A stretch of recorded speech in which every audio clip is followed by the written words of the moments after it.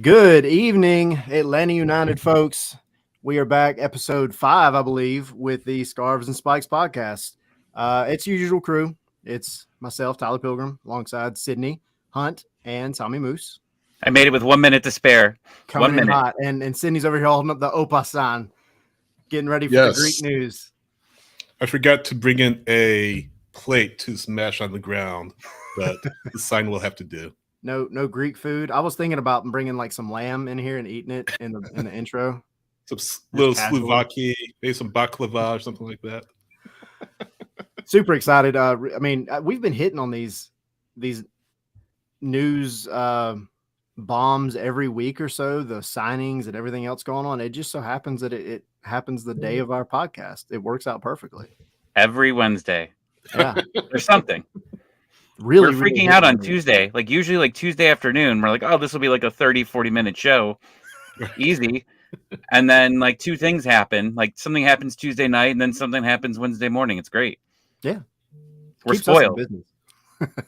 I know Bruno Kubas on Twitter was kind of joking around and saying that it'll be a 4-hour show tonight. So I don't think we'll keep you all that long. Maybe 3 tonight. We'll see. We're going to get you guys a good one today. I mean, we've got a lot to talk about. Obviously, the most recent, the big news, the breaking news, I guess, is Giorgos Giakoumakis is official. So we'll talk about him plenty throughout the show. We also have some random folks joining that are going to hop on the show and have a little bit to say. One of those here in a little while is going to be the Godfather himself, Jason Longshore. Everybody knows him. He doesn't need an introduction, but I'll give him one anyway when it comes that time. And then of course we had Andrew Gutman on, which is like one of the coolest things in the world so far. So I don't know, how you guys feeling? I'm feeling good. Tommy, how are you feeling?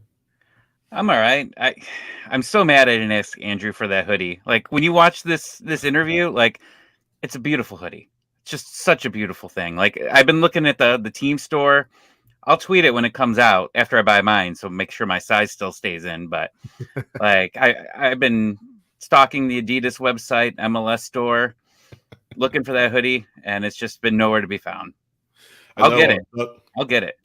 Yeah, I know Doug Robertson is kind of wondering why the club wasn't selling the hoodies themselves. So hopefully that'll be part of the offerings, Tommy, eventually on the Atlanta United team store in short order. Or maybe, who knows, next Wednesday when the new kit drops, as far as the AmFam Cup against Pachuca, that might be some of the new merch that we see along with the new kit. So I bought my tickets, so I'm officially Atlanta bound in a couple of weeks for the home opener. So I'm very excited for that. So anybody listening, y'all got to come say hey to those of us that are there. Tommy's going to be getting beer showers down in the 100 section somewhere, hopefully. I'll be somewhere drinking a lot. So speaking of next week, I do want to hit on a couple of things really quick. 5 o'clock next Thursday. Correct me if I'm wrong. 5 o'clock next Thursday is when we're doing the next show. A little bit off the normal because of the AmFam Cup. You have and Ant-Man, and it's my fault we're not doing normal time. Let's just say we'll blame it on me. It's the Ant-Man premiere on Thursday, and I see all the Marvel movies first night because I hate spoilers. Spoilers are like the worst thing in the world for movies, so I have to see every single Marvel movie at 7 o'clock. I mean, it's a busy week. Like it's Valentine's Day. I'm taking my wife out of town because it's also her birthday that week. So we get like the double whammy right then. But we wanted to do a show after the AmFam Cup. We want to be able to talk to y'all about really one of the, it's still a preseason match. You got to understand that, but it's going to be in the Mercedes-Benz Stadium. It's going to be a big deal, that kit launch, everything else. So there's a lot of news coming out. So yeah, next Thursday at 5 is when we'll be doing the show. Wanted to let everybody know now, remind you guys at the end of the show. But yeah, we didn't want you guys coming up Wednesday and be like, hey man, where's the 3 jokers that are on YouTube every Wednesday night? Right. Well, we will be on Spaces though. We will do a Twitter Spaces after the game. Yes. As long as there's a stream, I could talk about the game. Well, they haven't They haven't said anything about streams yet. So, Yeah. but last year's I was able to stream the game, no problem. So hopefully it stays the same. Yeah, locally, it'll be Peachtree TV, just as a reminder for folks here in the Atlanta area. And that's how he's kind of mentioning, not sure what that will look like out of market, but I'm sure Atlanta United will have a solution. So we'll learn of that in short order, I'm sure. Just a little teaser, by the way, before we get into the given interview. On Wednesday, be on the lookout on DirtySouthSoccer.com. I'll be doing an interview with Jordan O'Donoghue from Atlanta United's business department. I'm getting her thoughts on the kit, what it's all about, how the club came up with the design, all of that. So that should be on DirtySouthSoccer.com on Wednesday. So yeah, be on the lookout for that. And yeah, really excited to talk to Georgia, getting her thoughts on the new kit. Absolutely. And as always, guys, we come from Dirty South Soccer, so make sure you're checking out the website. We have a lot of content going on there all the time, and like Tommy said too, Twitter Spaces. That's kind of where we made our name last year. Sometimes way later in the evening and nighttime than we probably hoped. But it's a fun time. It's a good time, and we want people to come on and chat and talk and hang out, and that's basically what it is. So the AmFam Cup is going to be the first one of those this year, the real ones. Like, we've done some news and all that kind of stuff, but this will be the first post-match Twitter Spaces, and it'll be a good time. I think it'll be a lot of fun, and we'll have the kit to talk about. So yeah. Also worth mentioning really quick, if you're watching this on Twitter, just know that you can't comment. It won't let you comment. So if you want to send in the comments that we get to throughout the show, try to watch on YouTube or Twitch. So that's just like our public service announcement for now. And follow us on YouTube or in Twitch. Yes. Subscribe, please. Yep. Just search Scarves and Spikes on YouTube or Twitch, and it'll take you right there. We also have an Instagram channel, by the way. Yep. Just started today. Scarves and Spikes. Yeah. Just launched today.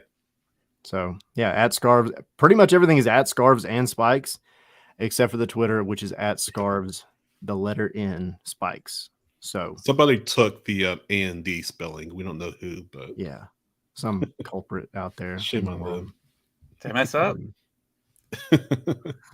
I was busy at work. I gotta go look at this. I'll be back. No. It's on Twitter. No, you're good. You're good. You're good. Oh, okay. Now he's like, oh crap, what did I do? I can't multitask. I was working today. I was while trying Tommy to create an figures out how to Instagram. multitask. Not good at it. Yeah, we've been teasing it all week. Andrew Gutman had a conversation with us yesterday, and we had a good time, man. It was fun. He's down in Mexico, so it was right in the midst of everything going on. It was just before the Cruz Azul match today. This was yesterday, so just keep that in mind when we play it here in a moment. But yeah, I mean, everything's pretty much brand new. Just talked about it yesterday, and it was a good conversation. Andrew's a good guy, a good dude to talk to, and he was a lot of fun. And we've been super excited about bringing him on and having you guys check it out. So I see a lot of comments about a lot of other stuff. Y'all keep them coming, because once we get done with this interview, and then also when we get Jason on, we're going to talk about all of it. So Giakoumakis, visa situation, Chol starting at the number 9. We're going to talk about it all. So I see Tommy's face over there. Yeah. Look, this is the time to do it. Yeah. So, all right. Without further ado, I will now put on the Andrew Gutman interview.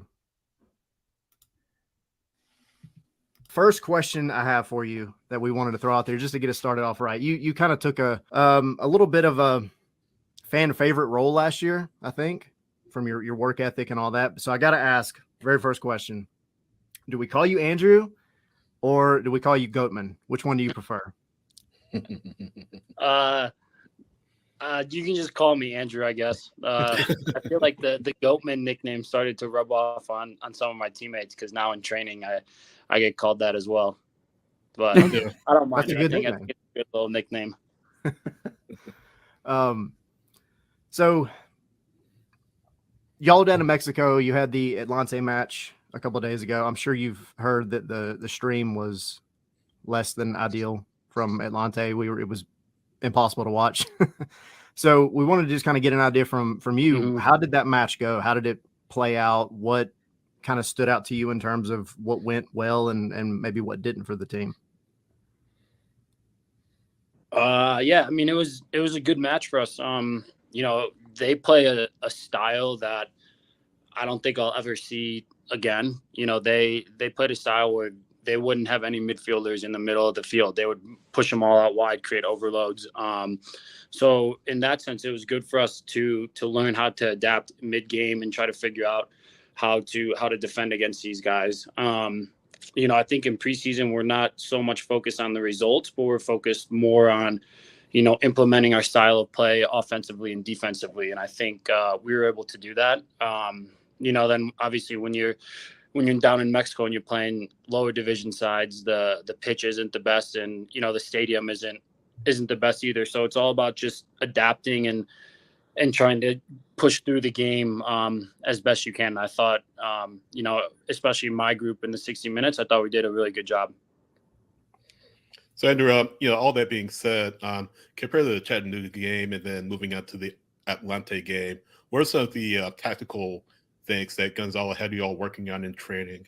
Yeah, it's kind of just piggybacking off of what we were trying to do last year, trying to play a lot with the ball, but also play direct, getting runs in behind, breaking lines, pushing forward, pressing, all that stuff. I think in the Chattanooga game, that probably wasn't the best version of what we could do, but unfortunately, you guys couldn't watch the Atlanta game, but in that game, I thought we did a lot better, especially, pushing numbers forward, creating overloads, defending as a group, pressing high when we can. So I think it's just over these next few weeks, constantly improving on that, and hopefully we'll be good to go for the first game of the season. Compared to last year's preseason training and moving on to this year's preseason training, have the messages been consistent or have they differed a little bit?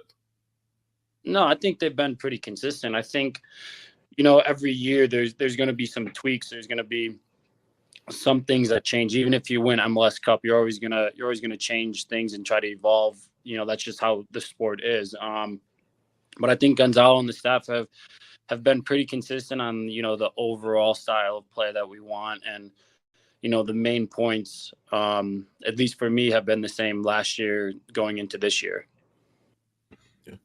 Well, speaking of last year, after you came back from your injury, you just shot out of a cannon with your offense. I mean, you had 4 goals, 2 assists in 13 games. What changed after you came back from the injury?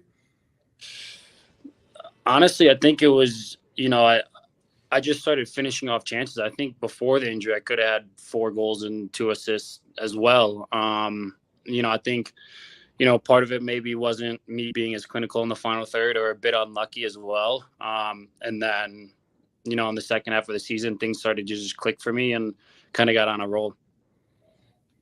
Well, as far as stats go, we saw you guys had an epic rock, paper, scissors match over the weekend. So did you play, and what was your record? Yeah, I played. I lost the first round. It was you played someone, everyone played each other, and then if you lost, you had to be like their hype man. So, if you won 2 or 3 games, you got 10, 15 people behind you. So I think the final was Peralta and Amar. And so obviously won because he's down in Mexico in his home country. But it was good. Yeah. Good team bonding experience for us. I think it kind of helps the group come together a little bit, that we get to, look back on some of those funny moments that we've had down here. Well, that's actually had Fight Club vibes. Definitely had Fight Club vibes. Yeah. I wanted to kind of hit on that actually. The Mexico preseason, this is obviously the second year that it's happened. Have you been a part of any team that's had any kind of preseason or any kind of camp like this where you guys are, I mean, obviously the travel is typical, I think, but with the amount of team bonding activities and everything else you guys have going on, have you ever experienced anything like that before? Yeah, I think every team tries to do it. Whether they're as open as we are about it in terms of posting it on our social media, that's a different story. But every team I've been on, one of the main points of preseason is obviously to get ready for the season. But when you go away to these places, another main point is to become closer as a team, to create bonds, to create some memories that, you can hold on to. So that way you feel closer to the guys. And, I think especially this year, the coaching staff and, the organization has done a really good job of getting us to create those memories. So there was one I got to ask about. There was the one, and I'm assuming you were there. It looked like it was the entire team, but the one where everybody was around like the dinner table and everybody was holding hands, and it looked like everybody got like tased or electrocuted. What was that? I don't know. I mean, it's Mexico, so anything can kind of happen down here. But we were at dinner, and I don't know if he was affiliated with the restaurant or what, but he had this thing that we would hold on to, and everyone gripped each other's hands, and the electricity would run through us. So it turned into which table could hit the highest electricity volt, and obviously our table won. So because we had Brad. Brad's a psycho. Go 100 miles an hour all the time, but that was that's another memory that we created as a team that we'll all look back on and have a good laugh. That'd be great if you just find out years later it was just some random guy that just snuck into the restaurant and just started people. People, thankfully everyone right. Andrew, I want to ask you real quick. So Gonzalo mentioned, I believe it was last week, that he had brought in sort of a mental agility coach or mental training coach, Ben Freakley, who's worked with the Toronto Blue Jays in the past, other professional organizations.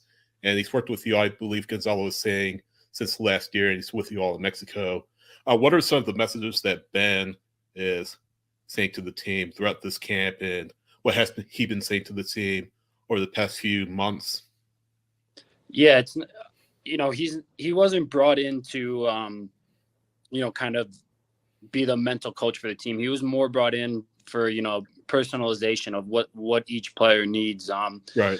Whether you go to him or whether you don't, he's just another resource that is available. So I think he's been a good addition. I've gotten to know him last year and going into this year, and I think that that's something in this sport or in any sport that kind of gets looked over. And if you can kind of hone in your mental skills, I think that gives you another advantage against your opponents. So I think he's been a great addition to the organization, and I'm sure he's going to continue to do great things for us. So how's that help with the overall vibe I'm going to this preseason? Of course, last year you all had a wealth of injuries. You yourself were injured, although for a long period of time compared to maybe Brad and Miles and Ozzy. But the vibe going into this preseason, how's it different? Yeah, it's been great. I think, having, Miles, Brad, and, Ozzy returning pretty soon, it kind of gives you this like extra push and extra, I don't know, good feeling going into the season when you have those high quality players returning. And, also I think going into the season, it was kind of a reset button for us, kind of forget about what happened last year and, take the lessons from last year and but move on and try to create a better season going into this year. And I think so far we've been working hard. We've been, trying to gel as a team, trying to be better than last year. And I think we're going in the right direction right now. So kind of speaking on your play last year, but also your future dreams, aspirations, I guess. Has the men's national team ever come into the conversation for you, or is that something that you're looking to break into? Yeah, I think, anyone wants to break into the national team. You always want to represent your country. I think it's a big honor. I have not been contacted by them, but that doesn't really faze me. That's not something that, I strive to. I think for me, it's something that is just like an added bonus to when you're playing well. But for me, I try to focus every day on helping Atlanta United and being the best left back that I can be. And usually when you do that, then good things come. We'll get it trending on Twitter for you. We'll get you going in the right direction.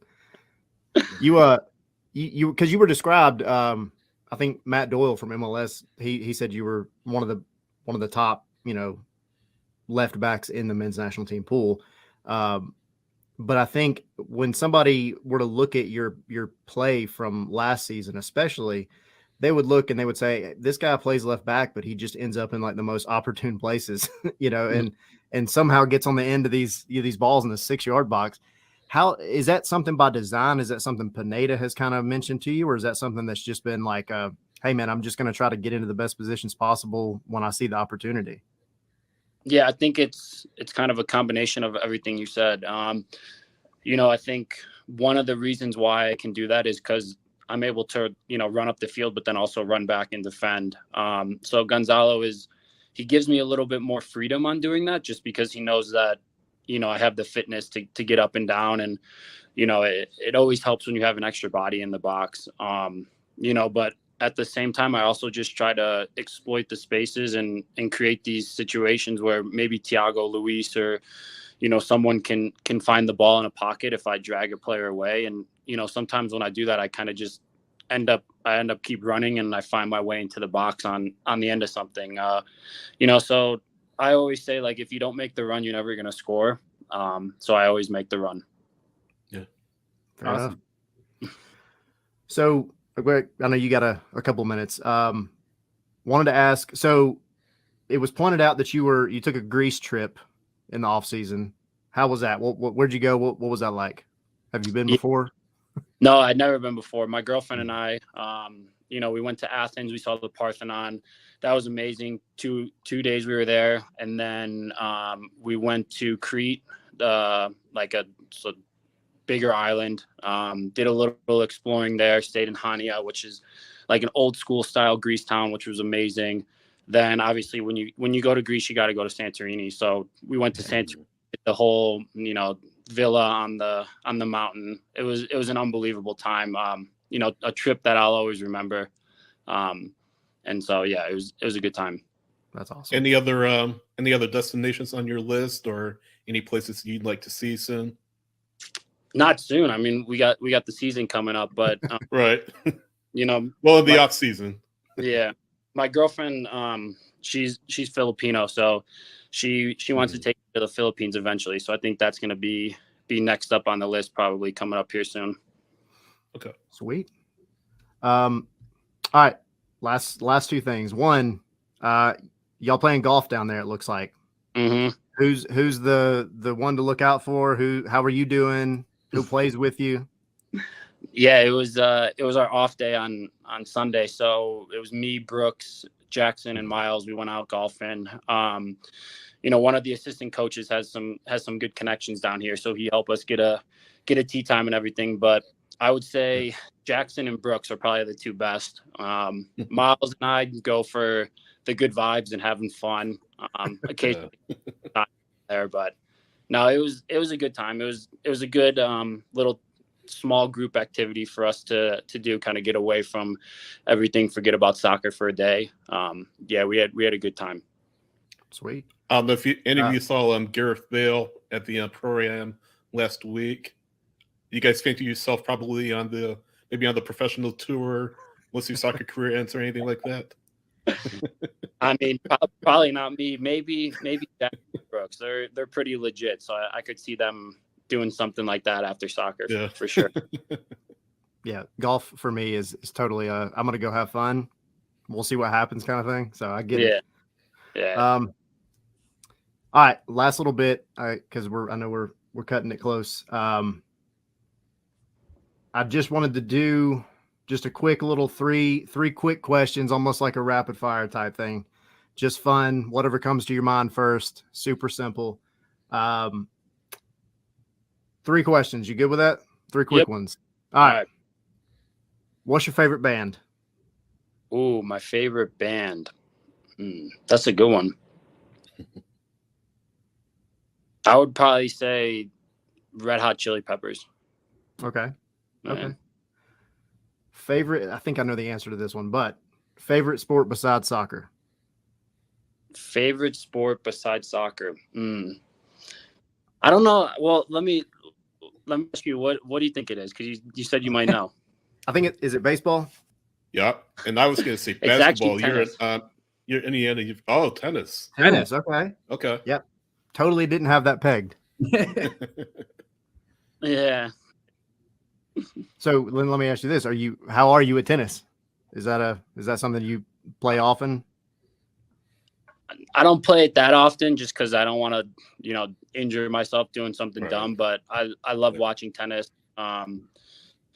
It's something that I definitely will continue to play throughout my whole life. Probably more so when I'm done playing soccer. Yeah. Well, that actually is perfect for the last one. If not soccer, and it doesn't have to be sport related, but if not soccer, what do you feel like you would most want to be doing? Oh, well, both my parents are lawyers. So I probably want to go to law school and do something in law. Something in on criminal law, something kind of, I always found that stuff interesting. So that'd be cool to kind of study and learn about.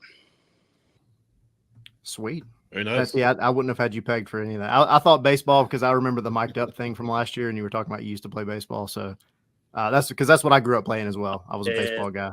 So, yeah, Andrew, I was for a long time, well, but things change. Yeah, I totally understand that. Andrew, we really appreciate you coming on, man. It's been a pleasure. It's been a great time.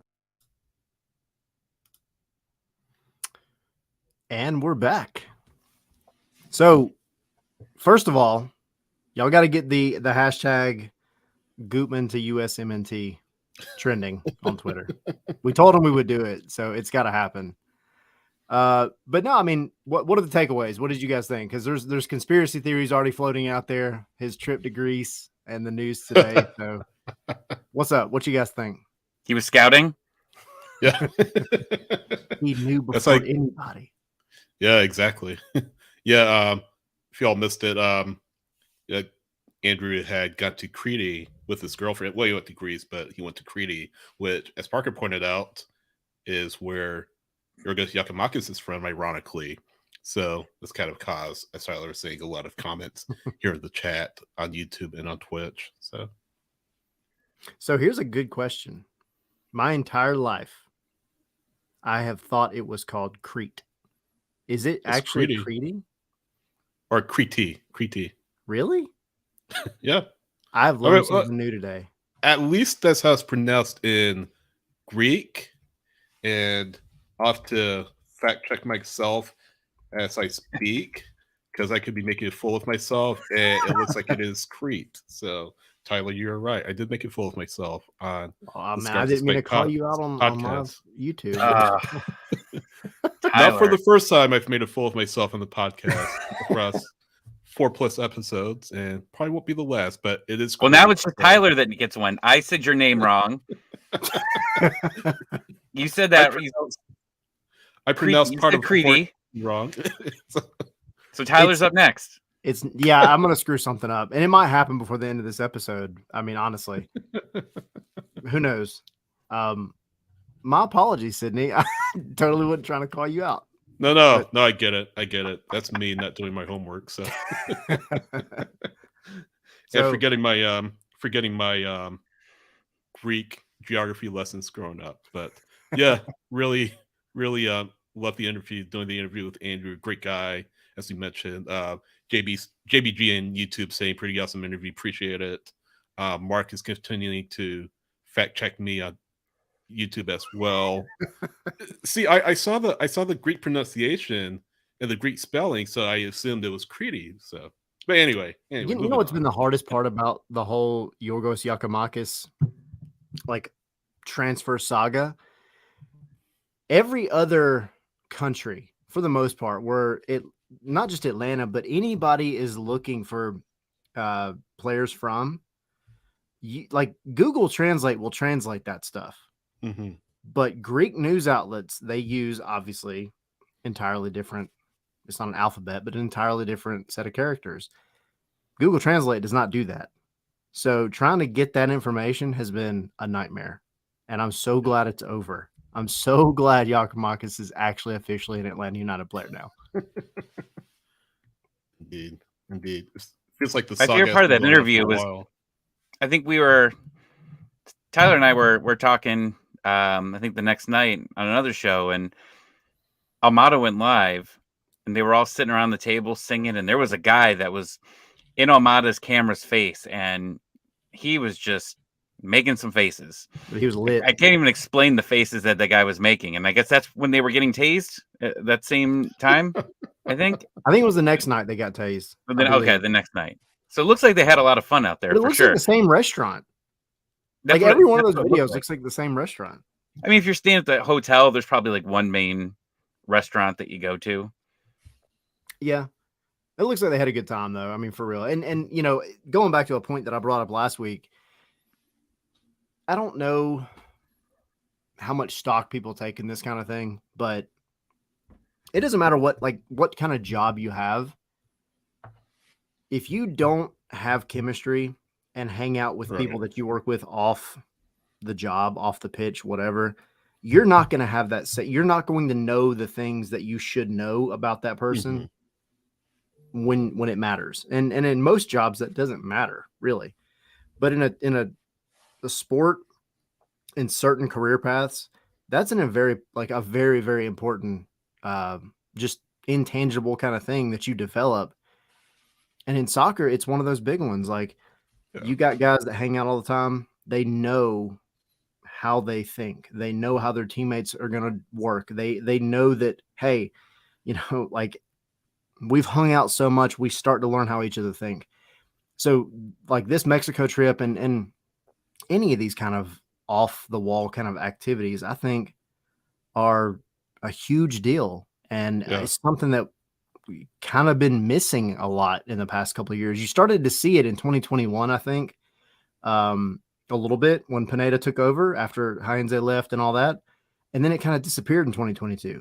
And of course, like they went to Mexico last season and they did a lot of the same stuff, but it seems like this season, and maybe it's just because it's more visual, like Gutman said in the interview, you know, they're posting on social media more, but I think it helps the fans as well connect with the players. And if they're making these kind of connections off the field, it should translate into much better things on the field. Yeah, no, 100%. More birthday cake. You got to get more birthday cake. That's what you need. Publix no, but yeah, no, but you know, Tyler, you're right. I mean, chemistry is everything, in all sports, and it seems like, I mean, you mentioned soccer, obviously, but you know, college football, you see a lot of the bonds that players make, you know, off the field. You know, even professional football as well.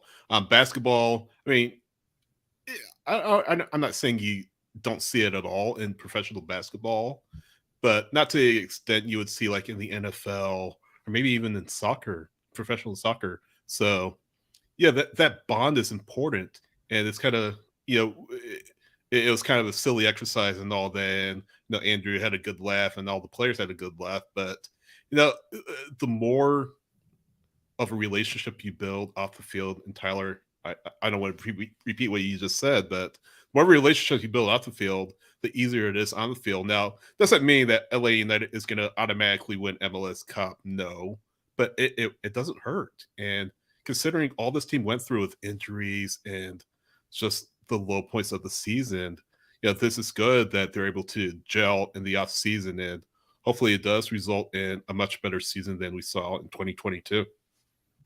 They might win the rock, paper, scissors cup, though. Absolutely. That was fun. Like you see Atlanta United go live, and I'm like, what is this? And then you see them playing rock, paper, scissors. It looked fun. And then they ended up on Sports Center. Yeah, met it on Sports Center. Like, what? That's like darts being on Sports Center. I don't remember Orlando City ever being a Sports Center. Like that much right now. Oh boy, here we go. They're gonna end up in the chat now. Yeah. Yeah, you've had a lot of the Greek, what Sydney's referring to. You've got a lot of the Greek outlets that keep calling us Atlanta City instead of Atlanta United. So, but yeah, Brito was asking in the chat, does Giakoumakis speak English or Spanish? We know he speaks English, obviously Greek. Good English too. Very good English, but Spanish, I'm not sure. Think about soccer, you know, it really consists languages. and players have ways of communicating with each other, even if they don't speak the same language. And we've heard some of the English-speaking players say that, and like some of the Spanish-speaking players say that to some extent as well. How they're able to still communicate. So I don't think the language barrier will be much of an issue with Giakoumakis. One of the questions I want to ask Jason when he hops on is, does he think Giakoumakis will be ready for the home opener? I'll throw we'll see what Jason says. I feel like yes, personally. But then it's a matter of, like, from a coaching perspective, do you want to just throw him in that quickly? But I think the dude seems like he keeps himself. All the Celtic fans have been going around there. The Celtic fans are upset. They're sad. They didn't want him to leave, which is a good sign for Atlanta United, actually. But for him to come in and he seems ready to go. Like, he was excited to come here. So it doesn't seem like he's, let himself go or anything. I mean, they're having their own competitions now, so it's not like he's out of form. He should just be able to hop right in and get to it. But then it's a matter of just implementing him with the style that Pineda wants to play. I think the big thing, though, is the visa issue. And I think the same question could be asked of Abraham. It might be easier for Abraham since he already played in Mexico, and he could be able to integrate with the team a little quicker and be available probably in the home opener. But same could be said for Giakoumakis. I mean, he's still kind of in the pandemic, and paperwork takes a little bit longer to file than it did pre-pandemic. So it's another thing that we need to be watchful of. Do Atlanta United, are they able to get that paperwork in so that both Abraham and Giakoumakis are available for the home opener? I don't think they'll play the AmFam Cup. At the end of the day, it's friendly. I mean, even though Tommy, he is all about the AmFam Cup, but it's a friendly. It'd be nice back to back. Yeah. Exactly. Wait a minute. Did you edit out my comment? I blinked out during the interview. Did you take out my American Family Insurance line? I did. It is for a good reason. It is for a good reason. It cut off at the end a little bit, so we had to kind of cut a little bit of it. But yeah, I know you're all about the AmFam Cup, Tommy. I was trying to get Gutman pumped up, man. We got to win AmFam Cup 2-time champions. He was pumped up for real, though. Like, he was excited. It's gonna happen. I see it happen. He's gonna come in and score, like, I don't know, a brace in the AmFam Cup and send them back to the back-to-back wins. That trophy was something. Yeah. I wonder if it's the same. Someone asked in the chat, I think it was, let's see. Someone asked if they were selling the kits. They'll definitely be selling the kit at the AmFam Cup, 100%. That's the whole point of this game, is to sell that jersey. Yeah. The way that I see that playing out probably is they're going to open up things probably fairly early, I would imagine, at Mercedes-Benz Stadium, and do a thing beforehand, more than likely, a big release. And then throughout the match, you could probably go buy it. And I would imagine the team is probably going to be playing in the new kit. Yeah. I mean, common sense would say, right? So, Bruno saying it's not a friendly. AmFam Cup is the biggest cup in the world. Bruno, Madrid hasn't even won it yet. I mean, you're right. Madrid has not won it yet. That's true. So it's like Rob Usry said last night Tuesday night when LeBron broke the all-time NBA scoring record. I mean, all the achievements LeBron has had, and he hasn't won the AmFam Cup. So he has not won the AmFam Cup. Messi has not won the AmFam Cup. Huh? And boy.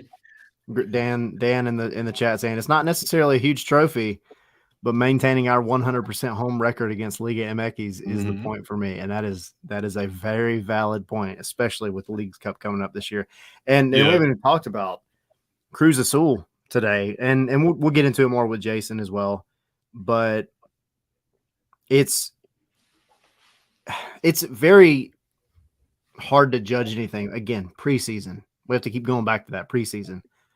But you're playing against a first division Liga MX side. You're also playing against a first division Liga MX side that is 17th out of 18 right now in the league. So when it comes to the Leagues Cup, hopefully they continue to suck. And you go into it, and of course you got Miami, and that's going to be an entire story in and of itself because of Joseph. Mm-hmm. What happened in Miami? I don't know. Something happened. Don't worry about it. Yeah, it's not a big deal. just checking. New signing at striker. So, but yeah, I mean, you got to like your chances at least from an attacking standpoint. I mean, there's always going to be defensive things that we're going to talk about, but again, it's preseason. You've got a new center back, hasn't even appeared yet. The other goals that were scored, it went into the half today, 1-1, and the third goal of all that was scored, so the second Cruz Azul goal that was scored, was after there were a lot of defensive changes.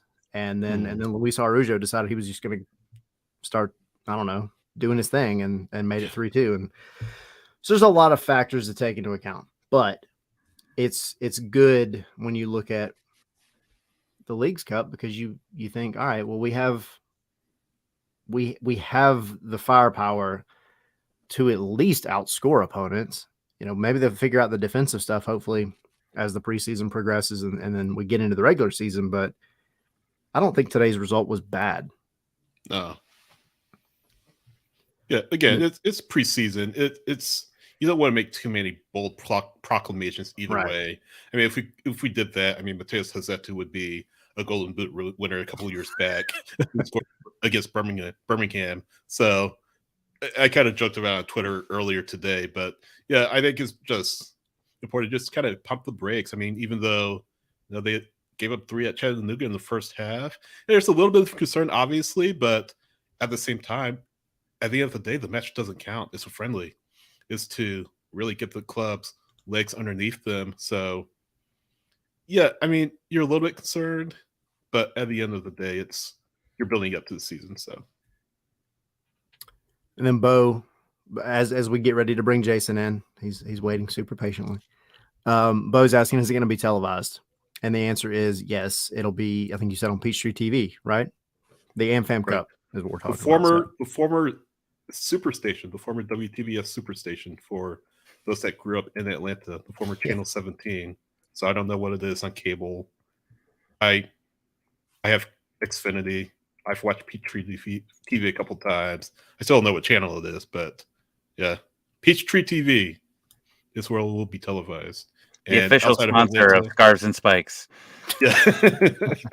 Not yet. We're getting there.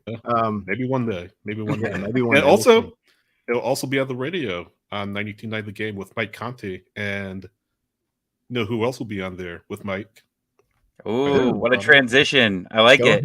Go ahead and let me know who's going to be on. Click the button. Click the button. Let him in. Jason Longshore. There you go. Sid, I got to correct you. It's going to be on Star 94 on Wednesday. Oh, actually. Because of the Hawks. Okay. Yeah, Sydney's 0 for 2 tonight. Oh, man. All right. Hawks regular season trumps Atlanta United preseason, unfortunately. But it'll be a simulcast of the TV call because Mike and I are on TV with Peachtree TV next Wednesday. Conti will be there at least. I know that, right? Yes. Okay, yes. I got that right. You got that right. Yeah, we share the wealth a little bit in the Odyssey family with Star 94 involved as well. So, yeah, y'all had a handful on there, and it always works out seamlessly. Yeah. So, Jason, appreciate you coming on. Absolutely, anytime, y'all. It is always a pleasure. I got to say, from a personal standpoint, I appreciate you helping even get this set up in the first place because it is a lot of thanks to you for going out of your way and answering my, many Twitter questions and all.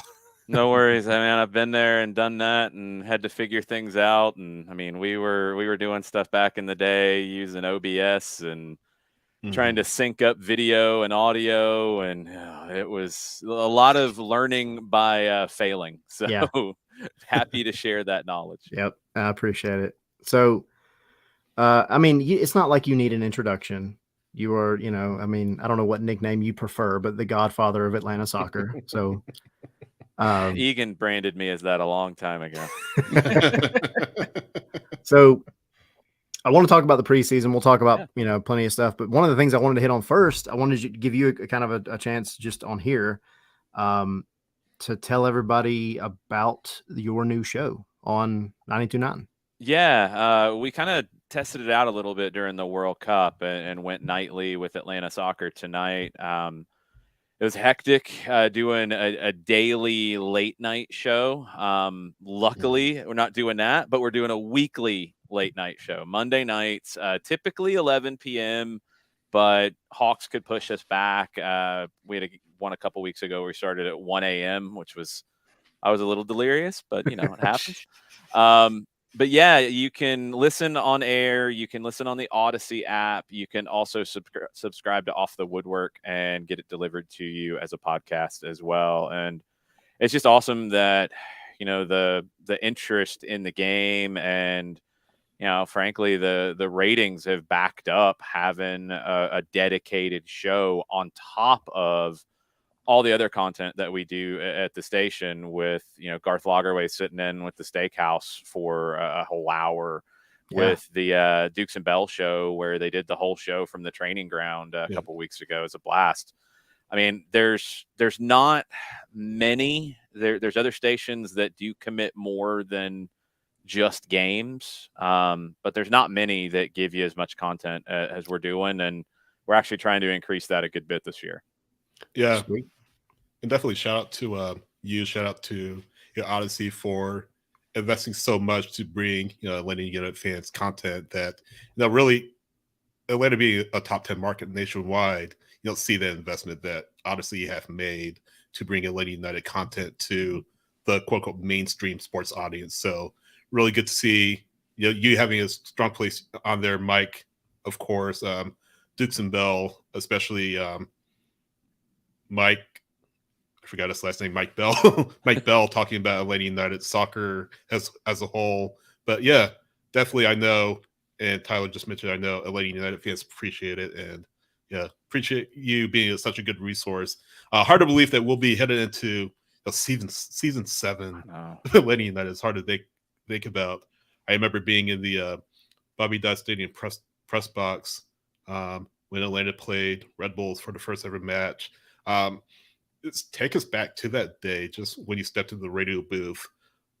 What kind of what's going through your mind? You're Atlanta area native, been involved with the game so long. I guess what are your thoughts when you stepped into the radio booth and into the stadium that day?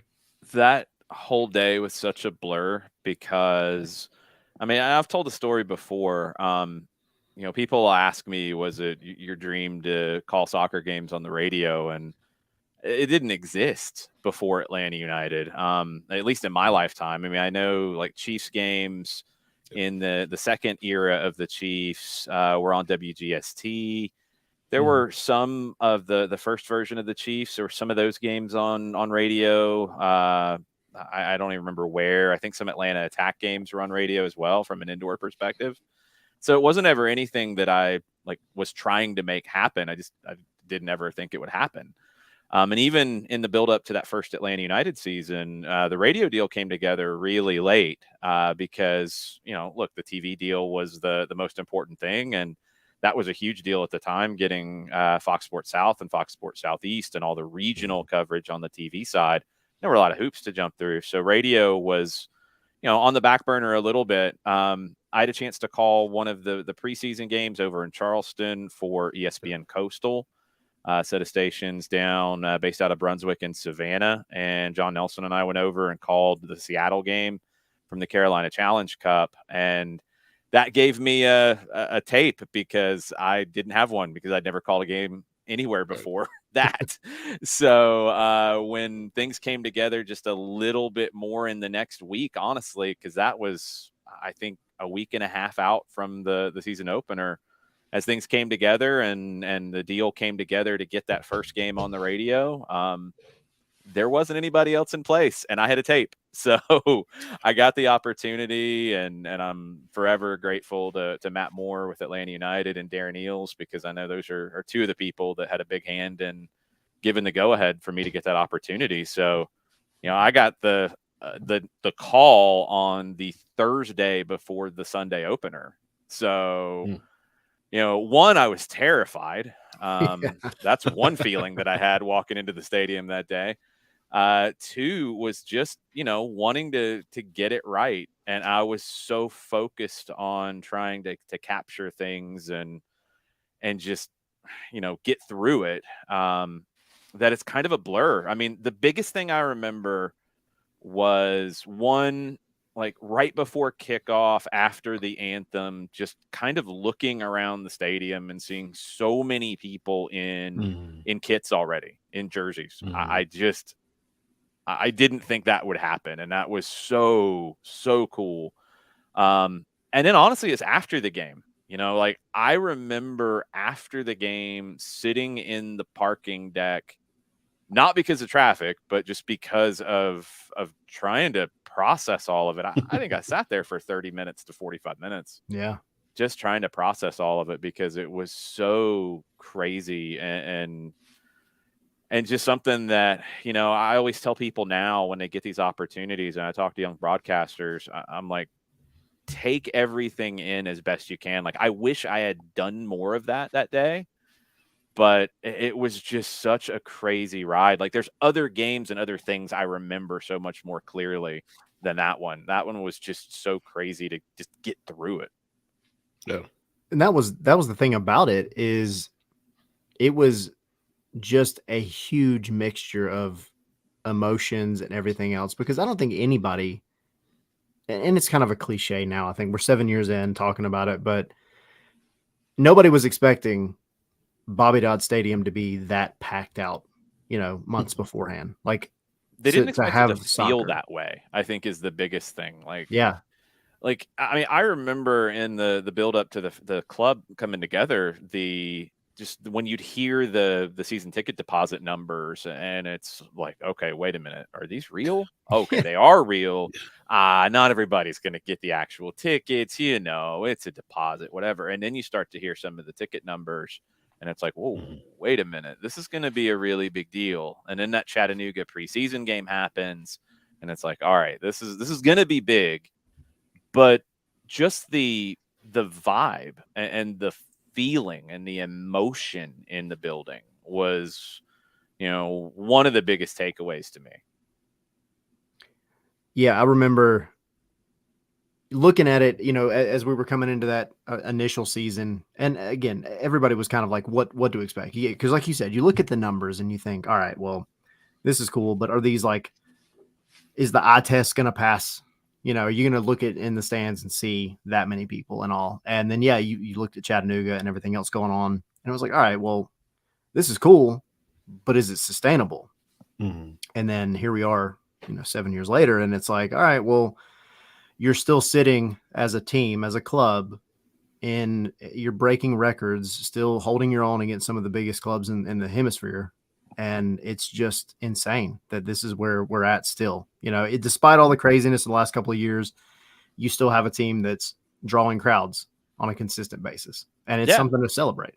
Absolutely, it's something to celebrate. I think at times we take that for granted. I think in the community of Atlanta soccer that I've been part of going back to the mid 90s, honestly, just to be in the situation, it's easy to get frustrated about a favorite player leaving the club, or not winning games, or not making the playoffs. It's easy to get frustrated, I think, at times. And look, it's probably just the nature of the world we're in today, with social media being more prevalent than it used to be, and social media generally amplifies negative voices and toxicity.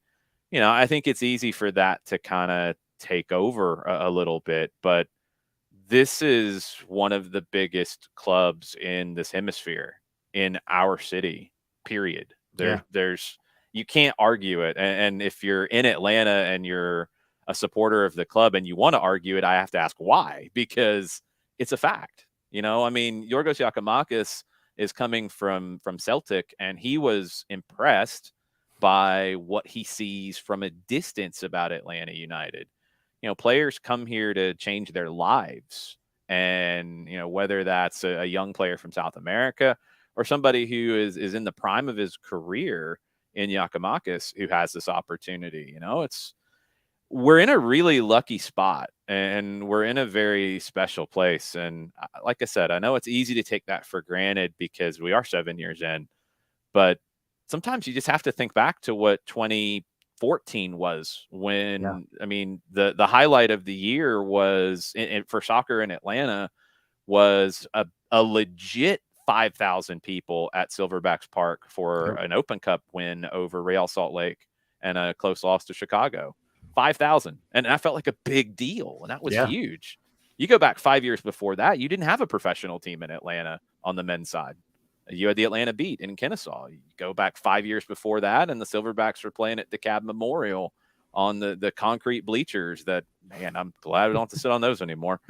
I mean, that's the truth. Like, we're in a really lucky, special place. And I hope that this is a year that maybe once we get past the beginning of it and not seeing Joseph Martinez and, you know, kind of getting past some of the other names that we've had and are not here anymore, I hope that it gets embraced a little bit that, man, we're really fortunate to have what we have.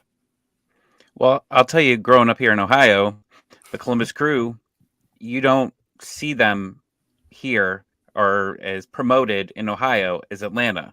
So I come out to Atlanta for a Falcons game, been a lifelong Falcons fan. I see the flags everywhere of Atlanta United, start asking people what it's about. Everybody says it's the hottest ticket in town. Go to the Falcons game. I see all the Atlanta United jerseys. I'm like, we got it. Next time we come back, we got to check this out. Before we get to Atlanta, I check it's the Columbus Crew Atlanta in Columbus. I walked into that stadium, Old Crew Stadium, the worst stadium I think I've ever attended. It always rains. It always rains there every time Atlanta plays. Always.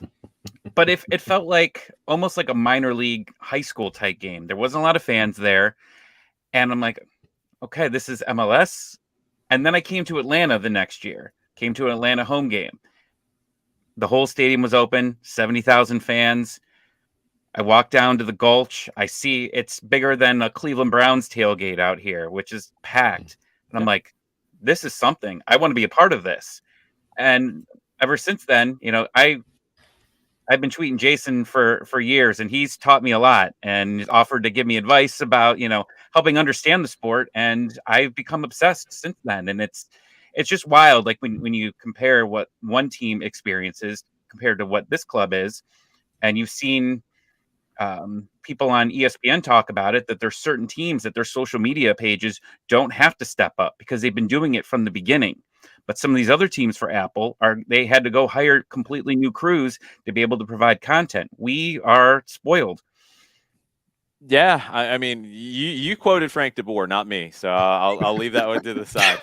I'll just say that I will always remember when that post-game press conference happened, and I knew exactly what Frank was getting at. Like, I knew what he was saying, and I kind of knew his way by that point. I mean, it was a very like European way to use the word spoiled, but I knew how it was going to be taken. Like, yeah, I mean, there's so many different aspects to it. You mentioned the Apple deal and everything that now has to be produced by the clubs. And, you know, I think a lot of that's been shared now and what clubs have to do.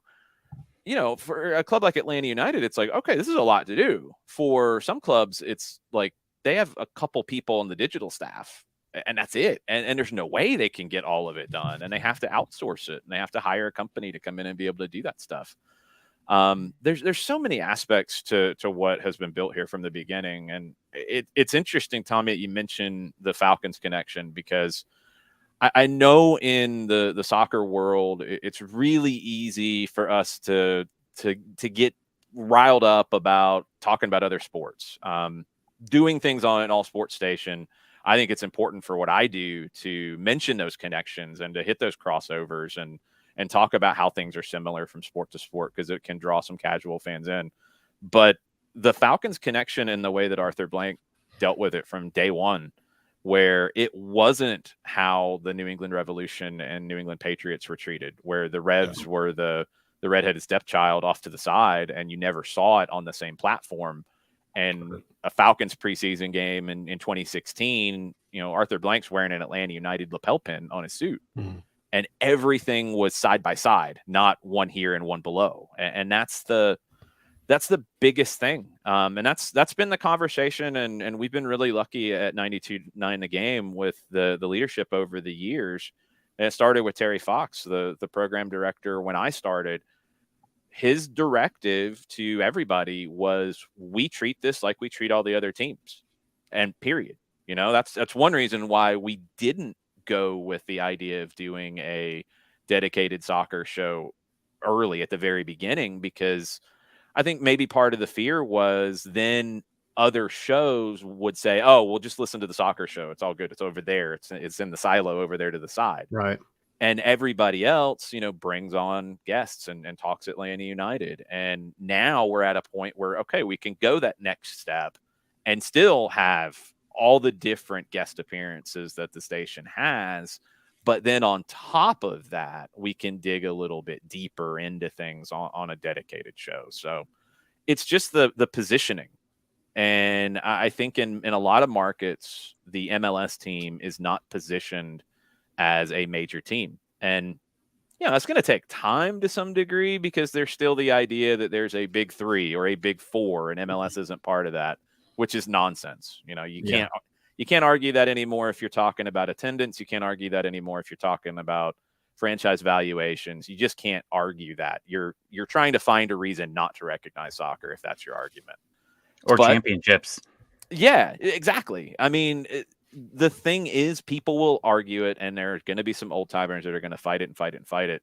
But that tide is turning every single day, because people are getting into the industry who either love the game, or if they don't, they appreciate the game, and they've been exposed to it enough by now that they realize, hey, this can be a help for us in our sports media company or whatever we're doing. I mean, Carl Dukes has talked about it in interviews from 92.9. And Carl is one of the best sports talk hosts that you will find anywhere in the country. We're lucky to have, both Dukes and Bell, but Carl coming from Houston back at the beginning of the station. We're so lucky to have him. He's told people all over the country, look, we have soccer on our show because it helps our show have good ratings. It's not because we have to. It's not because, we're a fan of it and it doesn't drive ratings. We have it on because it helps benefit the show, the station, and the ratings. And more channels, more networks, more people need to realize that soccer is going to do that for them. Yeah. Speaking of weekly segments, Darren was a regular, I think, every Thursday. Is Garth going to be the new Thursday guy? I don't know if Garth's going to do that the same way that Darren did. I think what's interesting about Garth, as I get to know him, and I think, kind of everybody around the club gets to know him, is he's incredibly engaging. And he will, the first time that I met him was the day he was introduced, and we did a little interview for Twitter Spaces, and he's such an open book. I mean, he went so deep into answers and was just given so much information. It was great. So I think he's going to be very outgoing and engaging and interactive with the audience. But I don't think he's going to go to tailgates, for example. I don't think he's going to do all of the things that Darren did. They have a lot of similarities, but they have different personalities. So I don't know if he's going to do that on a regular basis. But as we saw with, hanging out with the steakhouse for a whole hour, I think he will do it. I just don't know if it'll be like a set weekly appearance. Well, and you don't want to, I think we always try to get into comparisons, right? Because everybody, we're going to talk about Giakoumakis in a minute. Yep. Plenty, I'm sure, over the next couple of weeks, especially. But you can't go and compare him to Joseph. No. It's unfair. They're different players. It's an entirely different set of circumstances. And the same thing with Garth and Darren Eales. Darren Eales was a great guy. He was a fun guy. He had his own personality. I remember last season, I had just really started being able to go to the training ground, and he shows up on his last day with a trolley of Newcastle beer and starts handing it out to everybody. And I was like, dude, I love this guy. He's so funny. But that was Darren. Yeah. Lagerwey, from what I've seen of him and everything, he seems he's got a great personality, but he's a different guy, and he's going to have his quirks and do his things. And I mean, if you want to grade him in the 2 months roughly that he's been here, I mean, I think he's doing a pretty stand-up job so far, making things happen. And it's still early, but like, I think the biggest thing is you have to kind of caution folks away from comparisons all the time. Like the club has to evolve at some point, and that needs to be understood. Yeah. No club stays the exact same. Yeah. No roster stays the exact same year to year, let alone, 5 years, 7 years down the road. Things change. You're in different spots, and people will come and go. It's part of the nature of pro sports. I think the one thing that maybe people still need to be reminded of a little bit when it comes to Garth is he came here to be the CEO. And that was one of the first things he said at his media availability, his introduction. He didn't come here to be the general manager or the technical director. He came to be the CEO because he's done the general manager role. He's done the kind of director of soccer role, same general idea of what that is in Seattle. But in Seattle, you weren't ever going to become the CEO because one of the owners of the club is in that sort of role. Mm-hmm. Right. So he came to Atlanta because it was the opportunity to be not just a general manager, but a CEO. So I think what Garth does really well from everything that I'm hearing and things that I'm seeing from the outside is he empowers people and he allows people to play to their strengths. So, Garth isn't out there scouting, number nines or scouting center backs and getting deals done. There's Carlos Bocanegra, there's others in place to get those things done, but he's empowering people and giving them the tools to be successful. And I think he's only going to continue to do that. Yeah, so let's talk about, we talked about Atlanta United in the past, but let's talk about 2023. Of course, Lisa Bram recently signed to Atlanta United, and then today, Wednesday, as we're coming out of the year live here, Giakoumakis announced as having signed with Atlanta United as a DP. So let's talk about more so Giakoumakis than we did Abram. So we mentioned him coming over from Celtic, the Scottish Premiership. He has that experience with Venlo and the Eredivisie, albeit they're in a relegation battle for much of his time there. But he really came on, scored goals for fun in the Netherlands, and went to Celtic. Eventually, Celtic made it to the Champions League, so he brings that Champions League experience over with him as well, which not a lot of people talk about. For what it's worth, Celtic didn't do well in the Champions League, and fortunately, it's kind of expected, but it's still Champions League football. You don't get a lot of players that have played at that level, so can you take us through kind of your thoughts on what that adjustment period will be like for Giakoumakis, adjusting to a new country, a new league, and really a new system of play that he'll experience with Atlanta United and MLS? I think the biggest adjustment for him is going to be in the way MLS plays as opposed to the style with Atlanta United. I think the benefit from being at Celtic and playing for a manager in Ange Postecoglou is that style is very similar to what Gonzalo Pineda wants to implement here in Atlanta. And that's something that, I've noticed in the times that I've seen Celtic. I'll get into Celtic conversations with Jared Smith from SDH. And, Ange is a manager. He's a manager, just is incredibly interesting to me in the way that he sees the game. And I think if you guys who have listened to me either talk about the game or call games over the years, you kind of know the style and the philosophy that I like. Tactics, different conversation, because you can change those game to game. But the way you want a team to play, you kind of know what I like. And luckily, we've had that here in Atlanta throughout. Mm-hmm. You've had managers who want the ball. You've had managers who want to play on the front foot. You've had managers that don't want to just sit back and concede possession and concede control of the game.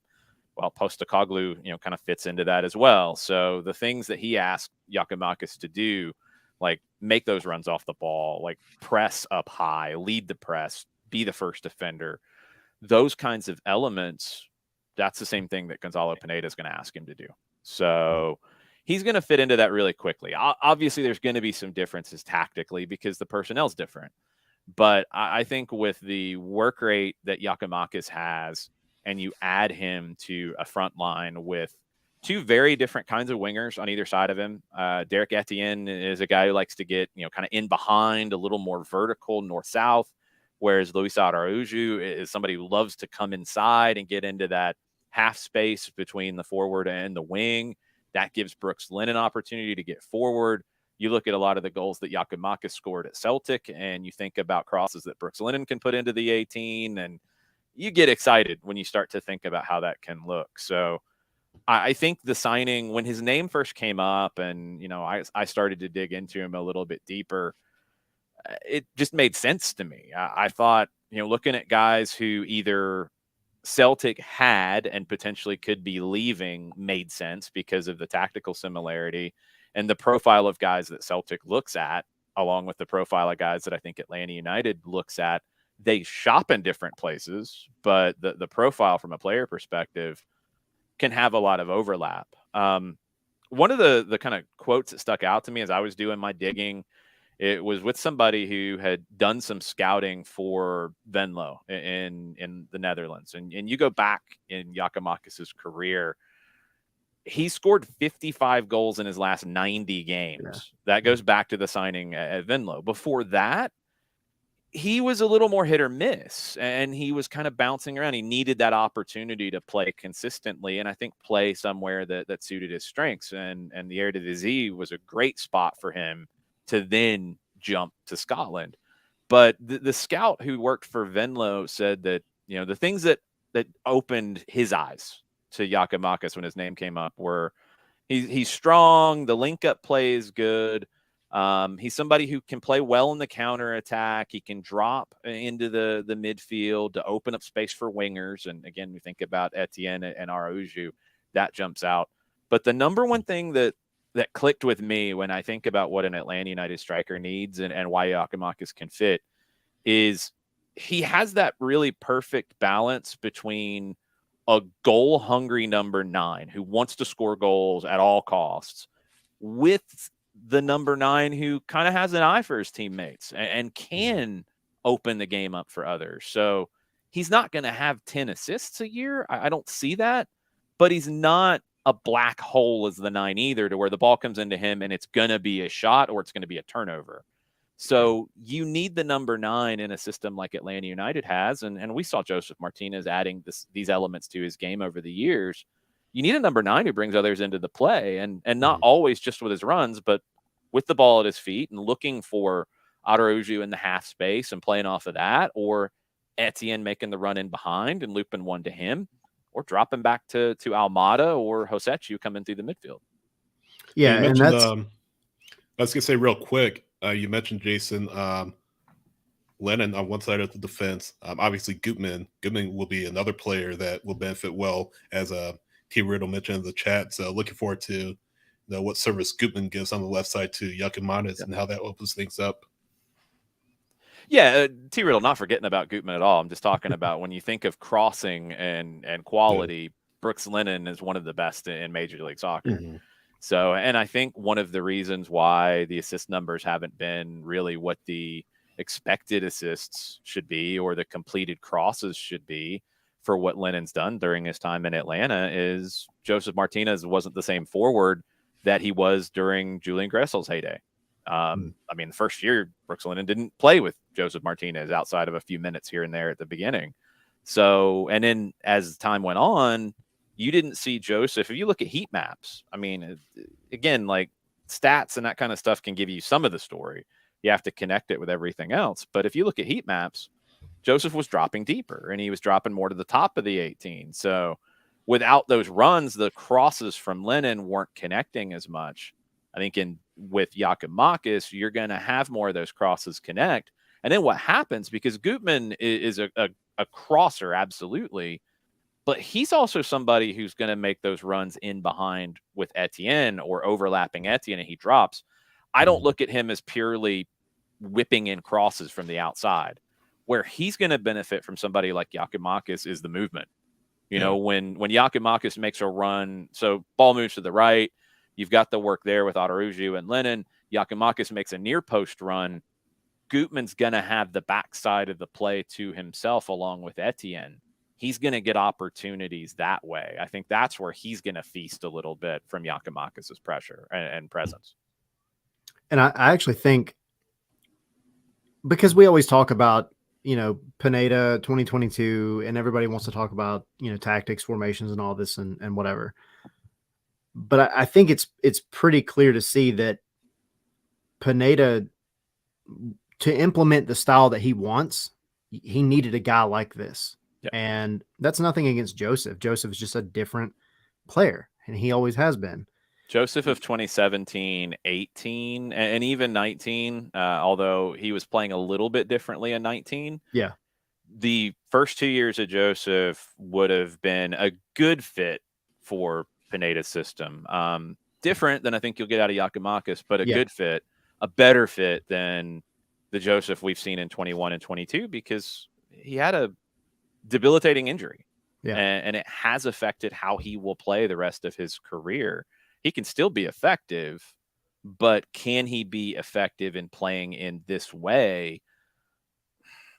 I didn't see it all that often last year, to be honest. Yeah. And that's where I think you have a guy who, like you said, I don't think Giakoumakis is going to come in with double-digit assists, but his movement, everything else he does, his size, his height, his strength, all that, you don't look at as much from the eye test if you're not, because you're always looking at, a lot of maybe casual fans, you're looking at the ball, you're looking at what's happening on the ball. And I think it's easy to get lost in what happens off the ball. And when you go back and look at Giakoumakis' highlights, especially, like I'm sitting there looking at his movement, and I'm like, God, this is exactly what you want, not just for him to score goals, but because then you have guys like, Gutman, Etienne, who we haven't even seen yet, really. Yep. We know what he can bring to the table. Aruju, definitely know what he can bring to the table.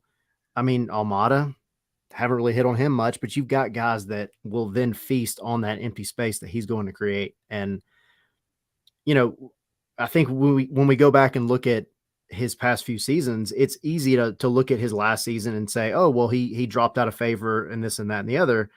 But you also have to take into account the other factors of the different play styles that were being implemented at Celtic and everything else. The other players on that roster. Yeah. I mean, I think Kyogo became a better fit for Celtic as a team than Giakoumakis did. And that's why it kind of changed a little bit. And he was, at that point, after doing what he did in the Netherlands and doing what he did when Kyogo was injured and he played a lot for Celtic, he was ready to be a regular number 9 somewhere and not be the second option and, break glass when needed.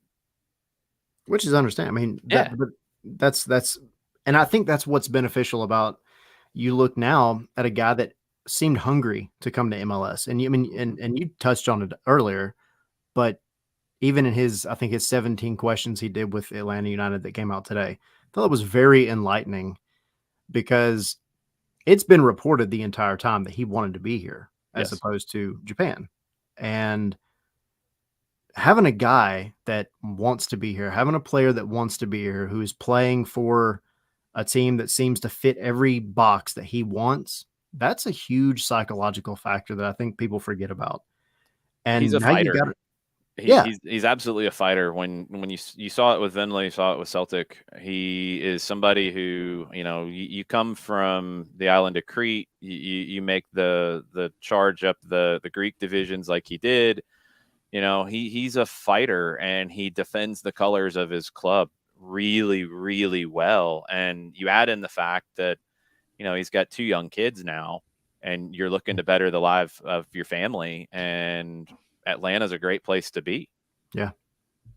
And if you look at, just real quick, Sydney, just to throw one more thing in there, and then, I'll shut up for a minute.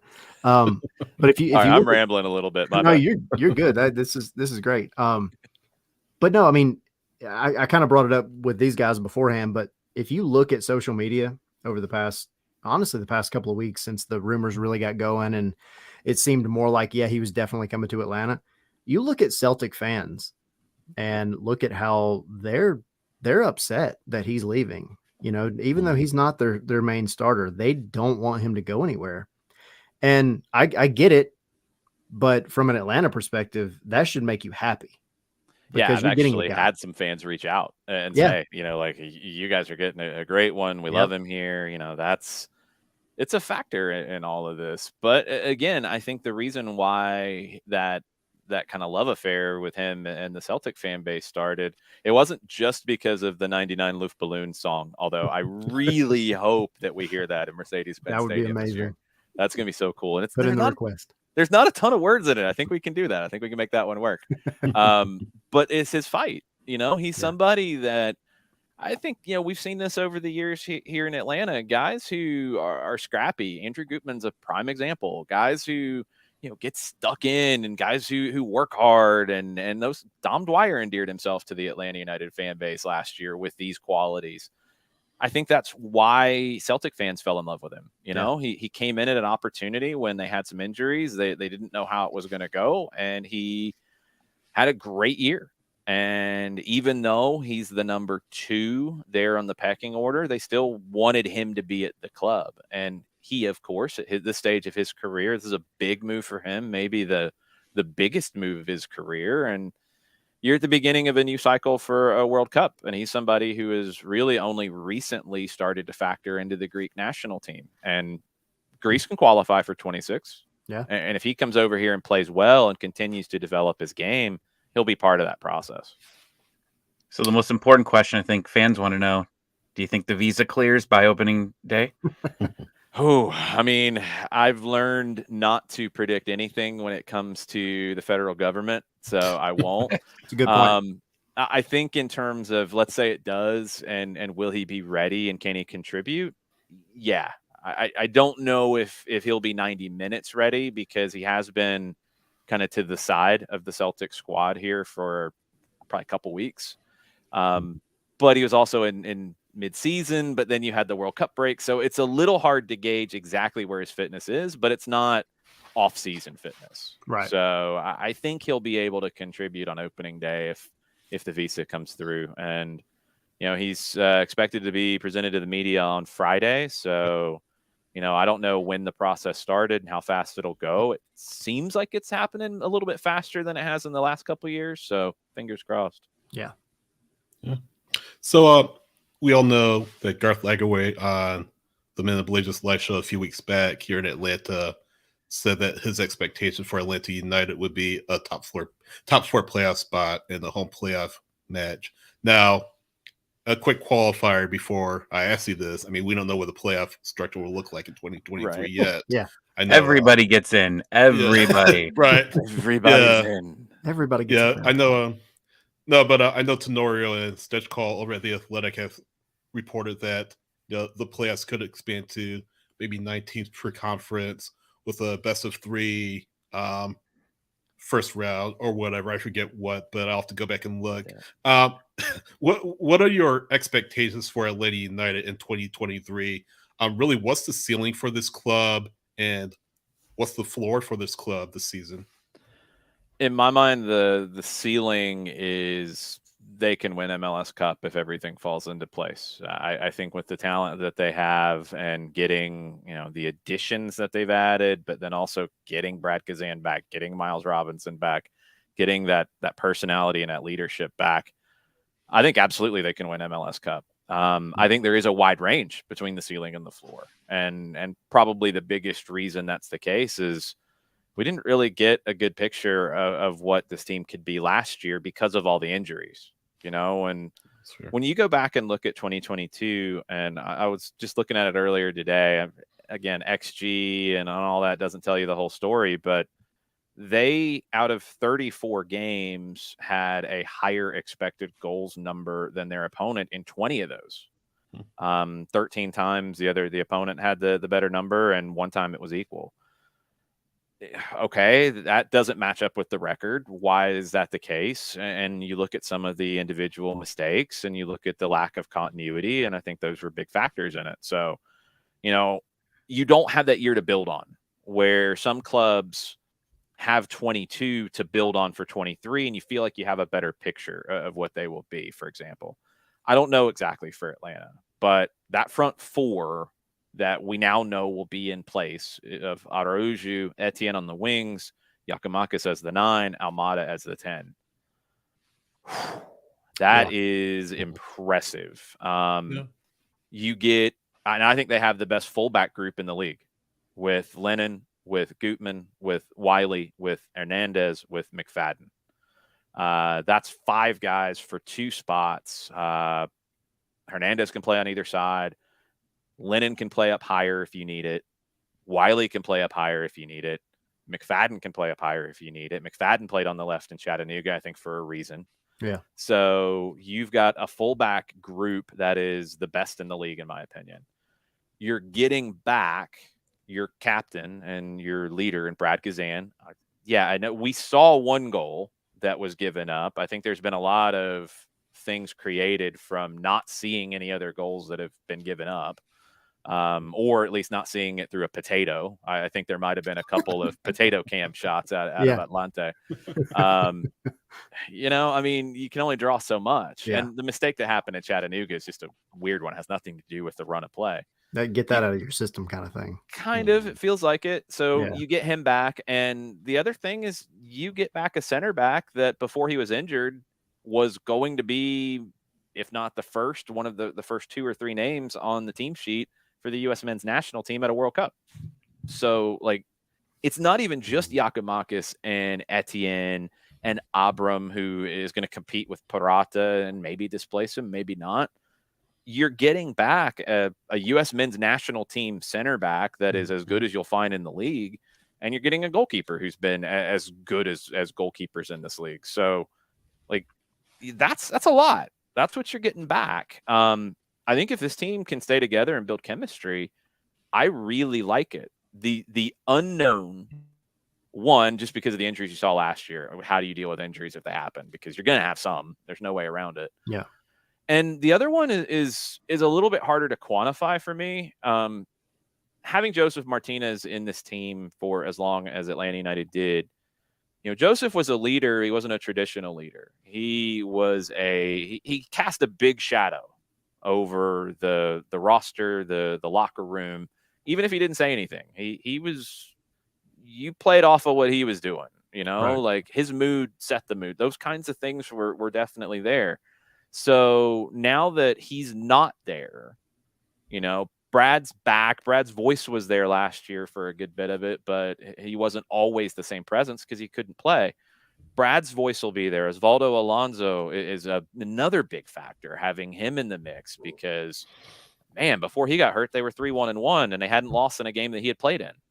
So those 2 will be important, but there's going to be other people who I think start to cast a little bit of that shadow. Is it an Andrew Gutman, who has a huge personality and I think will be somebody that people gravitate to? Brooks Lennon, does he become more vocal and become more of somebody that people follow? I think we've already seen it in terms of Thiago Almada's social media presence and the pictures that, he's posting with teammates. He's interacting with a lot of people and becoming, more of that kind of guy. The chemistry and the dynamic changes when you take a big figure out of the locker room. And even if you don't bring a similar figure in and you just have different space in the locker room and in that chemistry, who maybe grows in stature in that? And how does that change the dynamic? And I think it's an unknown, but so far with just what we're seeing from a little bit of a distance, I kind of like where it's going, and I like the togetherness that this group seems to be creating. The trip to Mexico was really good for them for that. Yeah, we I don't know if you got a chance to see it, but we had Gutman on. We did the interview with him, and that was one of the things that he talked about. Obviously, was the chemistry and the bonding and everything else, the activities they're doing. And I've been preaching that like for a while. I said it earlier before you got on, but that's one of those things that you have to have in a successful soccer team. You have to have a group that has the chemistry that you develop off the pitch, not just on the pitch. But you look at even a couple of weeks ago, I think it was when we were both there, when Brooks Lennon was talking about the chemistry in the locker room, and he said it was so much, it had improved. Everything was kind of going in the right direction. And it's not to say that that's a Joseph Martinez problem, But I think you hit the nail on the head when you said that, yeah, I mean, you have a guy that's larger than life, essentially, and he's going to, cast that shadow. But at the same time, you have a guy also that he's created this persona around himself that is that of Joseph, the guy that has done so much for Atlanta United, led them to the cup, led them to all this success. And then it kind of just felt like the mentorship / leadership role that you wanted him to take, I think, from maybe a coaching perspective, he didn't quite take that. And I think that's where a lot of the youth, even though he was there last season, they had nobody to hold on to because of the other injuries like you talked about. So I think that's a big thing. It's an intangible that a lot of people don't focus on. Yeah, I think it's something that you hit on. It was talked about a little bit last year, but I think it probably got lost in the larger discussion of just dealing with injuries and chasing a playoff spot at the end and all of that. But yeah, I don't know if being that leader that maybe was needed at that time suited Joseph and at that time of his career. Maybe it would have before the injury, maybe it would have, in a couple more years as he's just, done more in his career and been more places and experienced more things. But I think in spots where maybe it was needed, it wasn't happening. And okay, and that's not why you make this move. I think Right. you make this move because obviously there wasn't the fit. Obviously there were questions about being able to play 90 minutes for 34 games, a tactical fit, all of those things. And then, water under the bridge is a nice saying, but things do build up. And Gonzalo Pineda talked about it last year. Again, I think it's something that was maybe lost in the shuffle a little bit.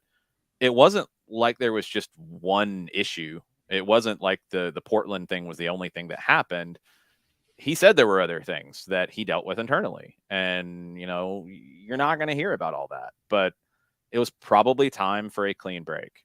And that's for both, for Joseph and for the team. And, he got the chance to call a shot and go where he wanted to go. And I thought Carlos Bocanegra explained it really well in the media availability when that move was announced. And there was a quote that was taken way out of context, and it was disappointing to see people that were on that call and heard how things were phrased take that, because Carlos was asked, and I can't remember who asked the question, but asked specifically, like, I'm sure you didn't want him to go to Miami in the same conference, right?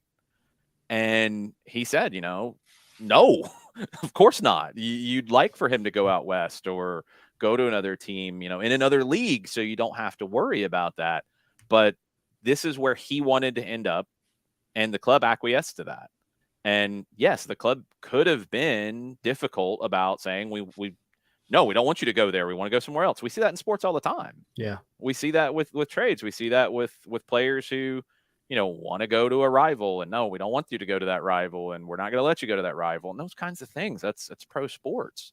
I thought the explanation, again, while taken out of context by some, showed a huge amount of respect for Joseph Martinez and what he's done in Atlanta, because they did allow him, even with things that had happened behind the scenes last year, the issue in Portland, all that stuff, even with all of that, and even with him wanting to go to a team that, look, if you told me that a playoff spot or a home playoff game comes down to Atlanta and Miami this year, I wouldn't be shocked. And now you've helped Miami potentially be better. So you do that because of what Joseph Martinez did for Atlanta United. And you swallow hard, and you hope that it doesn't come down to a game where Joseph is at the spot in the 90th minute in a big game between Atlanta and Miami. Like, you have to hope that doesn't happen, because you didn't block the move to Miami that he wanted. But we have Quentin, who has made magic happen before. We do. He's quite the penalty stopper. I don't think we're going to see the penalty shootout substitution. I hope not. I always hate that sub. Yeah. But it's nice to have somebody like that. Yeah. I think the line was, we could have been nasty. And I think that rubbed the fans weird. Yeah. Exactly. But it was taken out of context, because it's not like that wasn't the first thing that was said. It wasn't, we could have been nasty to Joseph. It was, he was asked, well, he's in Miami. I'm sure you didn't want him to go to a conference rival. and I don't have the transcript in front of me, but he was asked about going to Miami, and Carlos said, well, yeah, we could have been nasty and not let him go to Miami. We let him go to Miami because we have a lot of respect for him and what he's done for the club. And again, because look, we can pick and choose what parts of it we want to pay attention to. That was taken way out of context. And I didn't think that was fair. I thought the answer was actually saying, in light of what a lot of teams do, in saying you can't go to a team that could hurt us, which happens in the NFL, happens in the NBA, happens everywhere. It's okay. We're going to let you go to a team that could actually hurt us and is in competition with us. I think we're at the part of the relationship with Carlos where he could say that everybody's getting free beer at the game, and they're still going to chant Boca out immediately after that. We're at the point where, a signing like Giorgos Giakoumakis, a signing like Luis Abram, which are good signings and good additions. I haven't seen anybody give Carlos credit for those. It's been Garth getting credit for those. When it's a move that you don't like, it's Carlos's fault. And look, it's a shame because all the moves, all of them, Carlos has been the one calling the shots, and the success that this team has had. It wasn't Tata Martino going out and saying we need Jeff Larinowitz. It wasn't, we've got to have Michael Parkhurst. It wasn't draft Julian Gressel. It wasn't those things. It wasn't go sign Greg Garza. Like Tata Martino helped with a few things that came up, and his knowledge was a big help. And obviously being able to put in a call, I know the one that gets cited all the time, put in a call to a Paraguayan in Miguel Almiron, who Tata Martino's a legend in Paraguay because of what he did with the national team. Put that call in, that's the icing on the cake when you're making a move. It's not the scouting, it's not the identification, it's not all those other aspects of it. So, I get it. Again, it's pro sports and we all get super passionate about it, but there's some things that have been twisted over the years, and I hope 2023 is a year that maybe we see some untwisting of those things. And we've said it on this show too. Like, I mean, there are plenty of decisions that have been made that I don't personally agree with. I'm not making that kind of money either, so it doesn't matter. But I have my opinions, and yeah, there's plenty that I don't agree with. But there's plenty that, like, the one we always go back to, and Tommy, he's real big on it when we do like our Twitter Spaces and everything, is the roster shenanigans that happen with Bello moving out, Gutman being loaned out and then brought back, and now look at Gutman's success story. And it's like, hey man, this, you got to give credit where it's due. And that's a good one to cite. That's a really good one to cite, because to be able to identify that Andrew Gutman fits what we want to do. He is somebody that we like. He is available. Let's get his rights. It's worth the 50 or 70,000 they had to trade to get to that spot in the waiver draft, if I remember right, to get his rights. We know we want to play George Bello. We don't, and this is something that Carlos has said from the beginning, we don't want to block academy players coming through. We want to develop academy players. We want them to have an opportunity. We don't want to block them. But you also knew at that stage, one, Bello needed more time, but two, he wasn't going to be here for long. So, okay, you weren't going to play Gutman that first year. Get him, loan him out so he plays, doesn't block Bello. But then when you move Bello, which you knew you were going to do it in that next offseason, you've got Andrew Gutman to come in and he fits. And yeah, absolutely. That's a prime example of a success. Yeah. No general manager, no soccer director. I mean, I don't care who you want to go to, what club you want to go to. None of them hit on every move. Yeah. None of them. It's impossible to do it. There are unpredictable elements of chemistry and fit and potential injuries or problems going on off the field or whatever that affects a player's performance and affects how a team comes together. But I think with what Atlanta United has done, they've hit a whole lot more than maybe they get credit for. And again, I like these moves that we see coming into 23. When you look at what's in place and you look at what's added, I like where we are right now. I want to see this, the third signing, the mythical third signing. Who's it going to be? What position? I don't 100% know what position. I think maybe there's been a lot of got to be a central midfielder. You got like 10 central midfielders right now. I don't know if it's definitely purely a central midfielder. Could it be somebody, and we talked about it on stoppage time this afternoon, could it be somebody who can be a reserve up top, but also somebody who could play as a 10 if you don't have Almada, or if you want to go with, 2 10s, if you're chasing a game late, something like that. Maybe it's a player of that ilk. It's not a fullback, I think we know. Yeah. I don't think it would be another center back. I don't think it would be a winger to start. Could it be a depth piece on the wing? I guess maybe. Could it be a depth piece at the number 9 position? Sure. That's one that you look at the depth chart and you fill it out. 9 is a little short on numbers. Okay. But whether it's the 6 or the 8 or the 10, the defensive midfielder, the box to box, or the 10, and sometimes you're going to play 2 6s. Sometimes you're going to play a 6 and an 8. Sometimes you're going to play a 6 8 10. Sometimes you want to play 2 10s.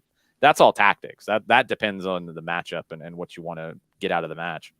But you've got, I don't have my depth chart in front of me. Actually, I keep this up to date and from my own work of the first team, the second team, and guys from the academy who are starting to get noticed. Central midfield is one of the deeper spots with the first team, because at the 6, and I don't want to put guys in multiple spots yet, but at the 6, you've got Sosa, you've got Alonso, Ibarra. I look at him maybe more as a 6 who plays in a double pivot as opposed to a 6 playing by himself. But let's put those 3 there. At the 10, you've got Almada. The other one, the 8, you've got Hosechu. You've got Sejdic. You've got Ibarra, who can play there too. You've got a Johnny Fortune coming into the team from the second team. And Johnny is somebody that we haven't seen in preseason yet as he's getting his fitness to where Pineda wants it. But he's somebody that Pineda has mentioned really since before the Pachuca game last summer. And we saw him in that. He did really well. He's very high on him. Very, very high on him. So, a Johnny Fortune, I don't expect him to start 34 games, but could he be a little bit more of a factor in that central midfield? Yeah, I think he could. Tyler Wolf. I was about to say, he's the one. Yeah. That's the other one that's come back into the group. So that's a lot. Now, if you're going to bring somebody in and then move somebody out, then that's a different conversation. But if you're just looking to add somebody, I don't know if it's purely at the 8. And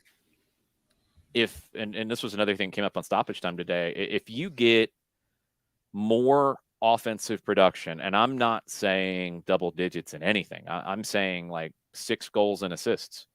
If you get that from Mateus Hosechu, 6 goals plus assists, if you get that from him, along with passing at 90%, one of the top passers in the league, good defensive player, you look at the tackles he wins, the pressures that he makes, you look at those numbers, the missing element to put him into that next level of an 8 who can impact games is in the final third. And if he gives you a little something, not a lot, again, you don't need another double-digit guy. Like, you need somebody who can facilitate.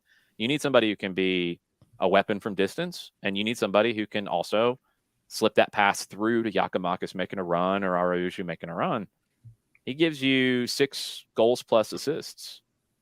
He's had a great year if he does everything else at the same level he's been doing it. I don't think you have to upgrade that. What do you – and I think that's maybe everybody's biggest point of contention is with him. What do you do to kind of force that mindset? Because he's just got to produce. It honestly just comes down to him producing, because go back to last year. I mean, you don't have Sosa a lot of the year and you lose Alonso after game 5. Ibarra was also injured for a long portion. I think he was hurt at the end of preseason, if I remember correctly. So you had to really put that midfield together with some duct tape. And Hosechu ended up playing as a 6 a lot, either in a double pivot or at times by himself.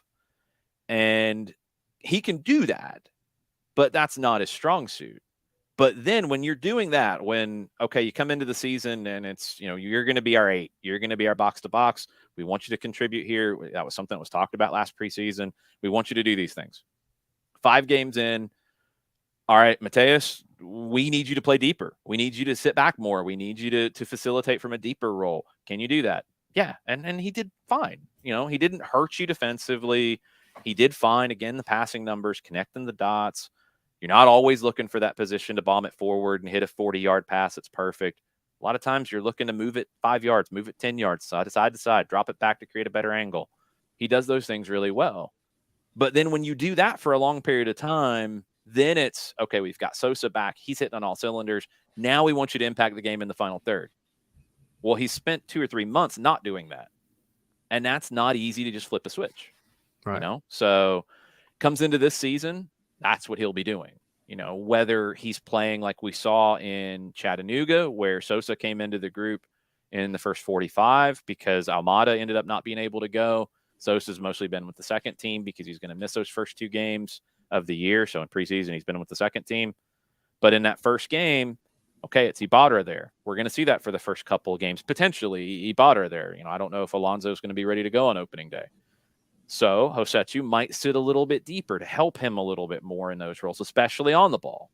Because I think Ibarra, when he sits deeper, he's the one who can go hunting and go chase the game with his defensive work. He's a great tackler. He is great at winning the ball back. You know, I compare him to Pac-Man all the time. He just gobbles up things in the middle part of the field. But when you have him by himself as the defensive midfielder, he's got to be restrained. He's got to say, I've got to be disciplined and stay here positionally to keep the shape, to keep the balance. That's hard because it doesn't play to his strengths. If you have him and Hosechu at the beginning of the year doing that together, okay, they can cover for one another a little bit. But then when Sosa's back in the team and Sosa can sit by himself and be the 6, and then you can attack with 2 central midfielders, with 2 wingers and a number 9 and fullbacks going, then Hosechu's got to find his spot to impact games in the final third with all of that going on around him, because you don't want to get in Aruju's space. You want him to be able to come inside and get in that pocket. You don't want to drift too far out wide to the right because you want Lennon to be able to overlap and do his thing. You don't want to get in Almada's space because you want Thiago in zone 14 at the top of the 18. You want Thiago on the ball as much as possible in that spot. So then Hosechu's got to find the spot where he can make the team better, maybe get something for himself in terms of goals and assists as well, but facilitate for all those other pieces. It's not easy to do. It's not easy to do. And I want to see if he can get a little bit better in navigating that this year. I think he's got it in him, but can he do it this season at a high enough level? That's going to be one of the big questions. Well, and I think the fans have just been concerned because I think that they had an out with Mateus. They had an option, and they obviously jumped on that option. I'm good with picking up the option, actually. I'm absolutely good with picking up the option, again, because you look at what he's done. And I said this last year at one point, and it was probably one of the things that, you know, people didn't like about something I tweeted.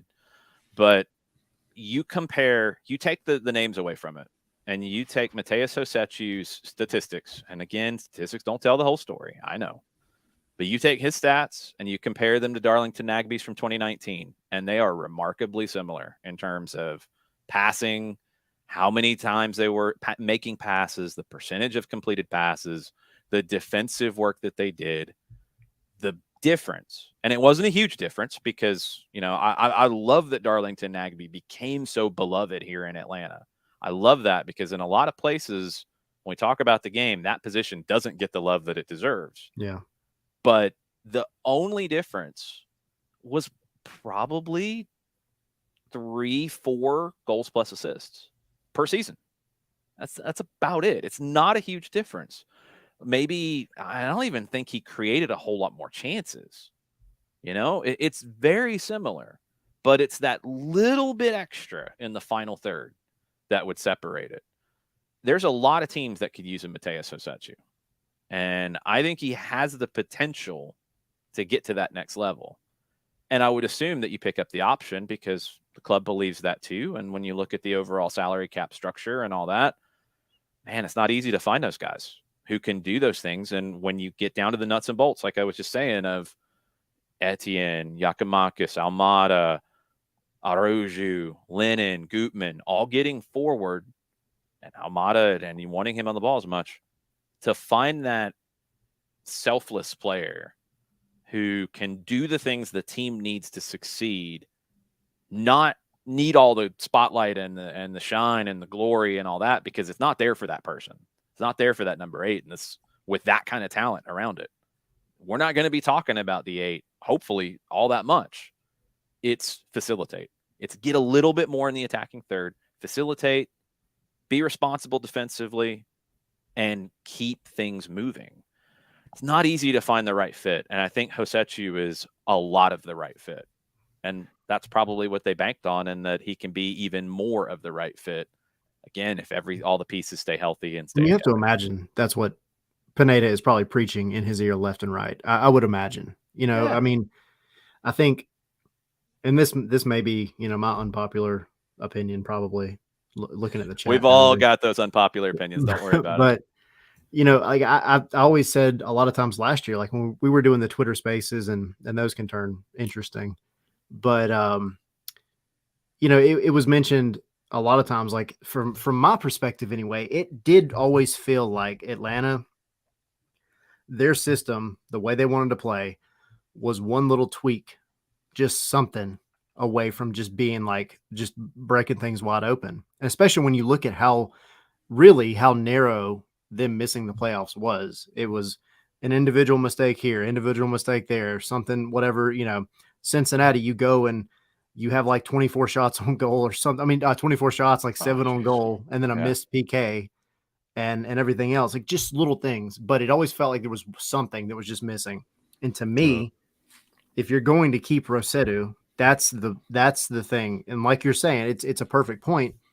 You have to be more forward facing. You have to be more direct. You have to be just, I think, more attack oriented. And yeah, it is hard, like you said, to flip that switch. But I think if you do, then again, it especially with the new guys coming in and the changes being made up front, I think that has the potential to make a huge impact. You look at the goal that he scored the other day. Again, preseason, you can't really see anything anyway. But the fact that he's making those runs up high like that, you saw it a couple times last season, not much. But the fact that he's doing that, it's an encouraging sign. So that's the kind of goals you're looking for. That's the kind of impact that you're looking for. And not all bangers, not all goals from distance and golazos and all that. But that's what you're looking for, is when things get stalled, because they do, and it's just the nature of it. You can have Messi, Mbappe, Giroud, and the 2 more great players. And if a team puts 8 guys behind the ball, it's going to be hard for those 5 to find space. That's the nature of it. That's the chess game. So when teams clog up things and say, we're not going to let Giakoumakis find space, we're not going to let Almada get on the ball, we're going to try to keep the ball from getting to him, we're going to run with Etienne, we're going to make sure that Araujo has to play wide as opposed to getting into that pocket, we're going to try to do our best to keep Gutman and Lennon from getting involved, then that's when you need a Hosechu. That's when you need a number 8 to be able to open up in those spaces, to either draw defenders to them, be enough of a threat to open up for Almada, or to produce themselves. And that's what you're looking for. It's not an easy spot. It's a position that in general doesn't get enough love from anybody. It just doesn't. And it's so hard to fit into these teams and be that kind of a player. It's so hard to do.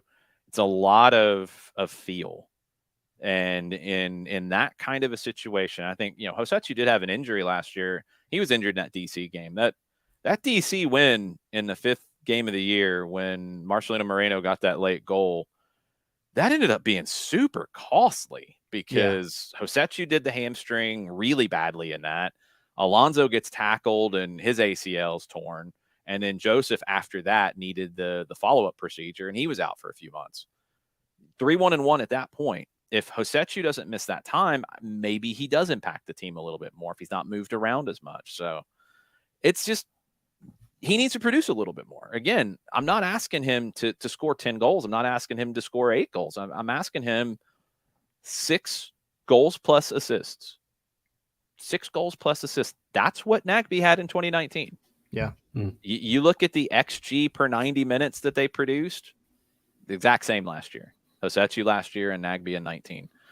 Nagbe found a few goals, and he had 2 in 19, and he had 4 assists, like regular assists, not hockey assists. I don't know what the hockey assists were. Yeah. 6. If he gets to that and he does the other things, like pass at 90%, which he does, which get involved defensively, have the tackles and interceptions and pressures and all of those things, that his numbers were actually better than Nagbe's in 2019. Different teams, different things that they were being asked to do, but just a little bit more in the final third. And it should be a very different conversation around Hosetsu. From your mouth to God ears. We'll see if it does. I mean, that's the biggest thing that, look, I have to remind myself of this, and I'm sure, I hope that fans will, and I'm sure that you guys do as well. Like, the way I see the game has been shaped by the life that I've had. I haven't had the same soccer life that you guys have. You guys haven't had the same soccer lives. You haven't had the same teams that made you fall in love with it. You haven't, followed the same coaches. You haven't played in a certain style. Like, y'all haven't done the same things. So you're going to have different opinions about what's important, what's not as important, why this guy's good, why this guy's not as good. Like, we all have that. And it shouldn't be a hive mind. It should not be a hive mind, because none of us have experienced it. And none of us have experienced the same things that Gonzalo Pineda has. None of us have experienced the same things that Rob Valentino has, Diego De La Torre, that coaching staff, these players. We all have different things we bring to the table. We all see the game differently. Get an Argentine, an Italian, an Englishman, and a German in the same room and let them argue about soccer. See how that goes. Yep. And they could all be the most knowledgeable from each of those countries.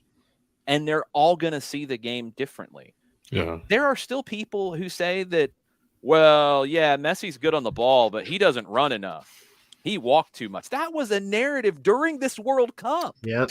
That was big time people saying that. Yes, it was. So, like, the fact that I like Mateus Hosetsu and think he can be a good player for this team, and, you guys might disagree, people listen might disagree, that's normal.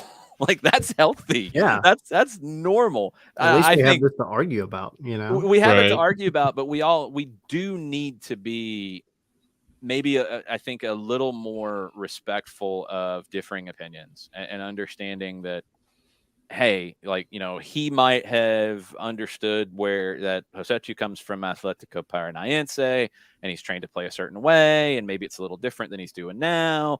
It takes a little bit of time. He's had these injuries. There's all kinds of different aspects to a player's development when they can break out in their skills. But I think we get stuck in this all or nothing thing way too much. And that's something that in this game, especially, Messi walks on the field a lot. And he's also the best player on the ball, in my opinion, the game's ever seen. Again, that's my opinion. There's people who say Ronaldo's a better player. Either one of them, the Brazilian or the Portuguese. There's people that will say Pelé was a better player. There's all of that. And that's what we love about this game. It can be seen in so many different ways. It can be played in so many different ways. You can have success in so many different ways. There's not one way to win and every other way loses. Otherwise, every team would play in the same formation and do the exact same things in a game. So I think the thing to understand here is, man, Gonzalo Pineda's got a great pedigree for what he has done in this game. This is a World Cup player. This is somebody who knows this league. This is somebody who has had to deal with so many different things in this team. I don't think we've seen Atlanta United play the way he wants them to play yet. And I think, this is from talking to him, this is from listening to him, we're really lucky to have somebody who explains things as thoroughly as he does. He's not going to shy away from talking about how he wants his team to play. Listen, I pulled a clip from the media availability on Monday of the pressing and what he wanted out of the Atlante game and the Cruz Azul game and what we saw in Chattanooga and how that was different and how he feels he wants to see it. That was deep. You don't get that from a lot of coaches. So we're lucky to have that. I hope he has the luck this year to not have as many injuries as he did. Yeah. And you get the ability to play the same lineup more than 3 times in a row in a whole season. Because if you have that many changes game in, game out, it's really hard to have success. Yeah. So I'm just really hopeful, crossing my fingers, that he gets that opportunity and we get to see how some of these guys can play over a period of time, not a game here, a game there, and doing a different thing the next game. Yeah. I know we've been going for a minute, and It's all good. Your time is precious as well. So No, it's all good. because I could sit here and talk about this kind of stuff all day. That's just how I am. But I do want to, and it's kind of hard to really give much of an opinion. Okay. But we had the Cruz Azul match today. Yeah. Really, all you can get from it is a couple of videos and the live updates. My personal takeaway, again, preseason. We have to preface everything by saying preseason. You have a group that comes on. This is they actually play 2 45-minute halves, typical. You had everybody that you kind of expected to come on in the first half. Mm-hmm. Almada does his thing, and it looks like at the end, I haven't seen a video of it, but it looks like at the end of the first half, something happened, foul outside the box, free kick was taken. Yeah. And, I think people are getting hung up on, it's, it was 1-1 at the end of the half. Like everything was going well. Like, sometimes people score bangers and it happens. Like, it doesn't matter how you set your wall up, whatever. And then at the beginning of the second half just turned wild with everything with the goal that Cruz Azul had. And then you have 2 back-to-back from Araujo. But in terms of what you saw and at least what you've read about with the changes that were made, you got a lot of the twos guys coming in and everything else. What would you, if anything, take away from the match today, especially compared to the other 2? Atlante is the same thing. Yeah. Let me say it this way. If you are looking for conclusions out of 2 games that you did not watch, you're not going to find anything. You can't. You can't. I mean, how many times have we seen a team outplay another one and lose? How many times have we seen a team play like crap and win? We need, in preseason, you need to know how a team played. You need to see how a team played, not just what the scoreboard said. Said this going into the Chattanooga game. Like the scoreboard, I didn't care. I wanted to know and see how they defended, how they built out of the back, how they attacked. Even though at that stage of preseason, they really hadn't focused a whole lot on the movements in the final third. And you didn't have Giakoumakis, and you haven't had Giakoumakis. So you haven't had Etienne either. So you can't draw conclusions from games you don't get to see. It is impossible. Yeah. And when you're relying on translations of people who were watching it to come to a conclusion that, Brad gave up a bad rebound in the Atlanta game. Yeah. Nobody could see that. It's like NFL preseason. Like you can't take much from that either. But at least you get to see it. Like in this case, you can't even see it. Yep. So how can you say anything definitively when you can't see it? Because go back to Chattanooga. The first goal that you conceded was one of the most bizarre situations that I've seen in a while. It's not from the run of play. It's not from getting outplayed. It's an individual mistake from Brad Kazan where he's trying to prevent a corner. Okay. The second goal, that's pinball in the 18 for a couple minutes. Those goals happen, and you don't need them to happen. You don't want them to happen. You don't want to let that cross come in initially. But that was chaotic. It wasn't from the run of play. The only breakdown in that situation to me is Damian Rodriguez getting the space to put in the cross. The third goal was a good goal for Chattanooga, a goal that you gave up, and it looked like Porrata and Gutman were both gassed. Yeah. Because Rodriguez burned Gutman in that case, and Gutman's not somebody who gets burned very often.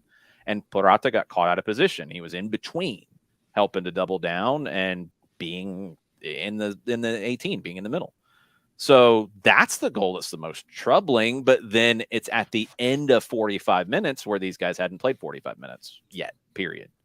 So there's fatigue factoring in. You can't draw anything from games you don't see. And what you can draw from Chattanooga is very little because of where it was in the preseason. What you'll be able to draw things from is the Toluca game, the AmFam Cup, because you're going to be able to see the whole thing.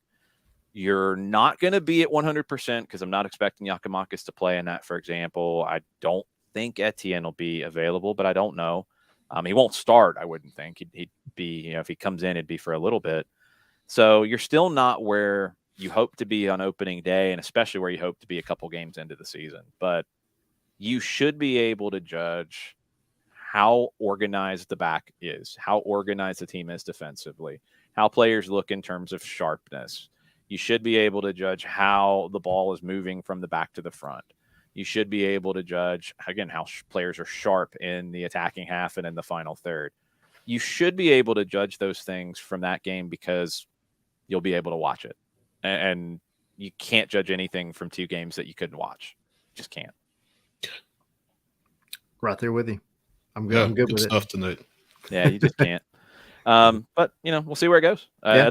There's one more game. The St. Louis game's behind closed doors. That's a scrimmage, so there's going to be nothing to take from that either.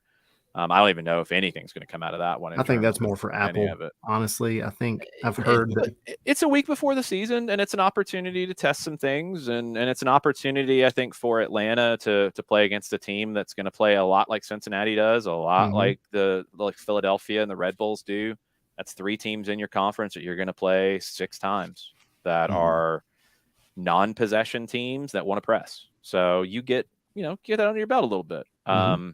San Jose is not going to be what they were in the past. Luchi Gonzalez is going to play differently than Matias Almeida. But getting that opportunity against St. Louis will help you a little bit for the long run. That is what it is. The Toluca game is a good opportunity to judge. Okay, they've been building. Okay, the fitness should be in a good spot. Maybe not fully 90 minutes, but close. How do they look? That game will give you that opportunity. Yep. Should be a fun one. Time. Yep. It's going to be fun. Yeah, Toluca is an interesting team. Nacho Ambriz, the manager, is the type of manager I like. He wants his teams to play, wants his teams to get forward. They've been missing 2 of their attackers for the last couple of games. One that MLS fans will remember, Camilo, who played for Vancouver. He just came back into the team coming off the bench. They've been a tough team to beat this year. They've only won 1. They've only lost 1. They're going to be mixed, I would imagine, because it's midweek for them between 2 league fixtures. They've had to rotate some young guys in anyway, but you're going to see some triple-digit numbers in that game. You're going to see some of their U20s. You're going to see some of their bench guys who haven't played a ton. So the first 45 really in that game, even though I think Atlanta United's main guys will go more than 45, I think Toluca might rotate more in this one. The first 45 will be a good judge of where Atlanta United is. But the Toluca game should be fun. I mean, they've got nothing to lose, and they're going to play guys who are hungry for more playing time and trying to impress.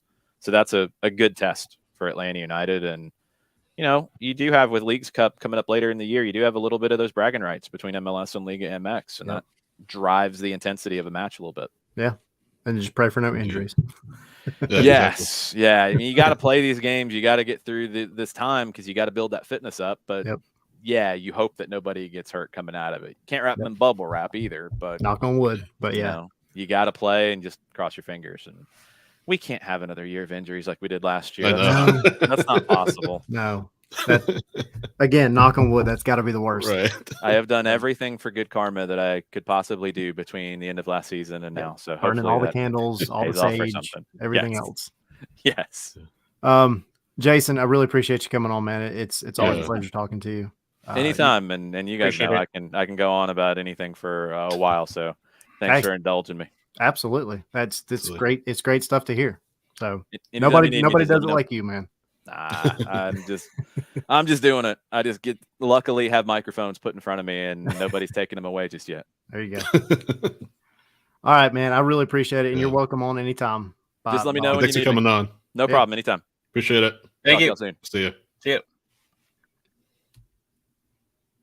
Yeah, every time So- someone brings up Joseph, I light the candle. I thought you were selling this candle. I got a bad review on eBay actually because when I Uh-oh. sold the candle, everybody listened was to our yelling show. at me that I sold the candle. So I gave the person their money back. I ended up losing like $1 on the deal, and Oh, then I no. found out I got a bad review. Man, Probably Understandable. scammer. So maybe you do just need to get rid of the candle. Period. Someone that gave it to me I don't like, so Ah. maybe that is it. Rude. All right, guys. It's been a good show. It's been a long show. We knew Yeah. it was gonna be long. We figured. Again, quick reminder: next week, 5:00 on Thursday. So, Cinco on Thursday. Ant-Man at 7. Yeah, he has Ant-Man at 7, so we definitely can't do a 2-hour show. Well, the big thing is going to be the AmFam Cup and the kit reveal. Maybe if our track record sticks, maybe there's another signing next Wednesday. Who knows? But We'll see. yeah, no, great hanging out with everybody. It's always a good time. Andrew Gutman, appreciate him coming on. Jason Longshore, absolutely appreciate him coming on. Mhm. And we will see you guys again next week. For all of us, I'm Tyler Pilgrim, Sydney Hunt, and Tommy Moose. We appreciate it, guys. Follow us on Take care, YouTube. everyone. Yes, YouTube.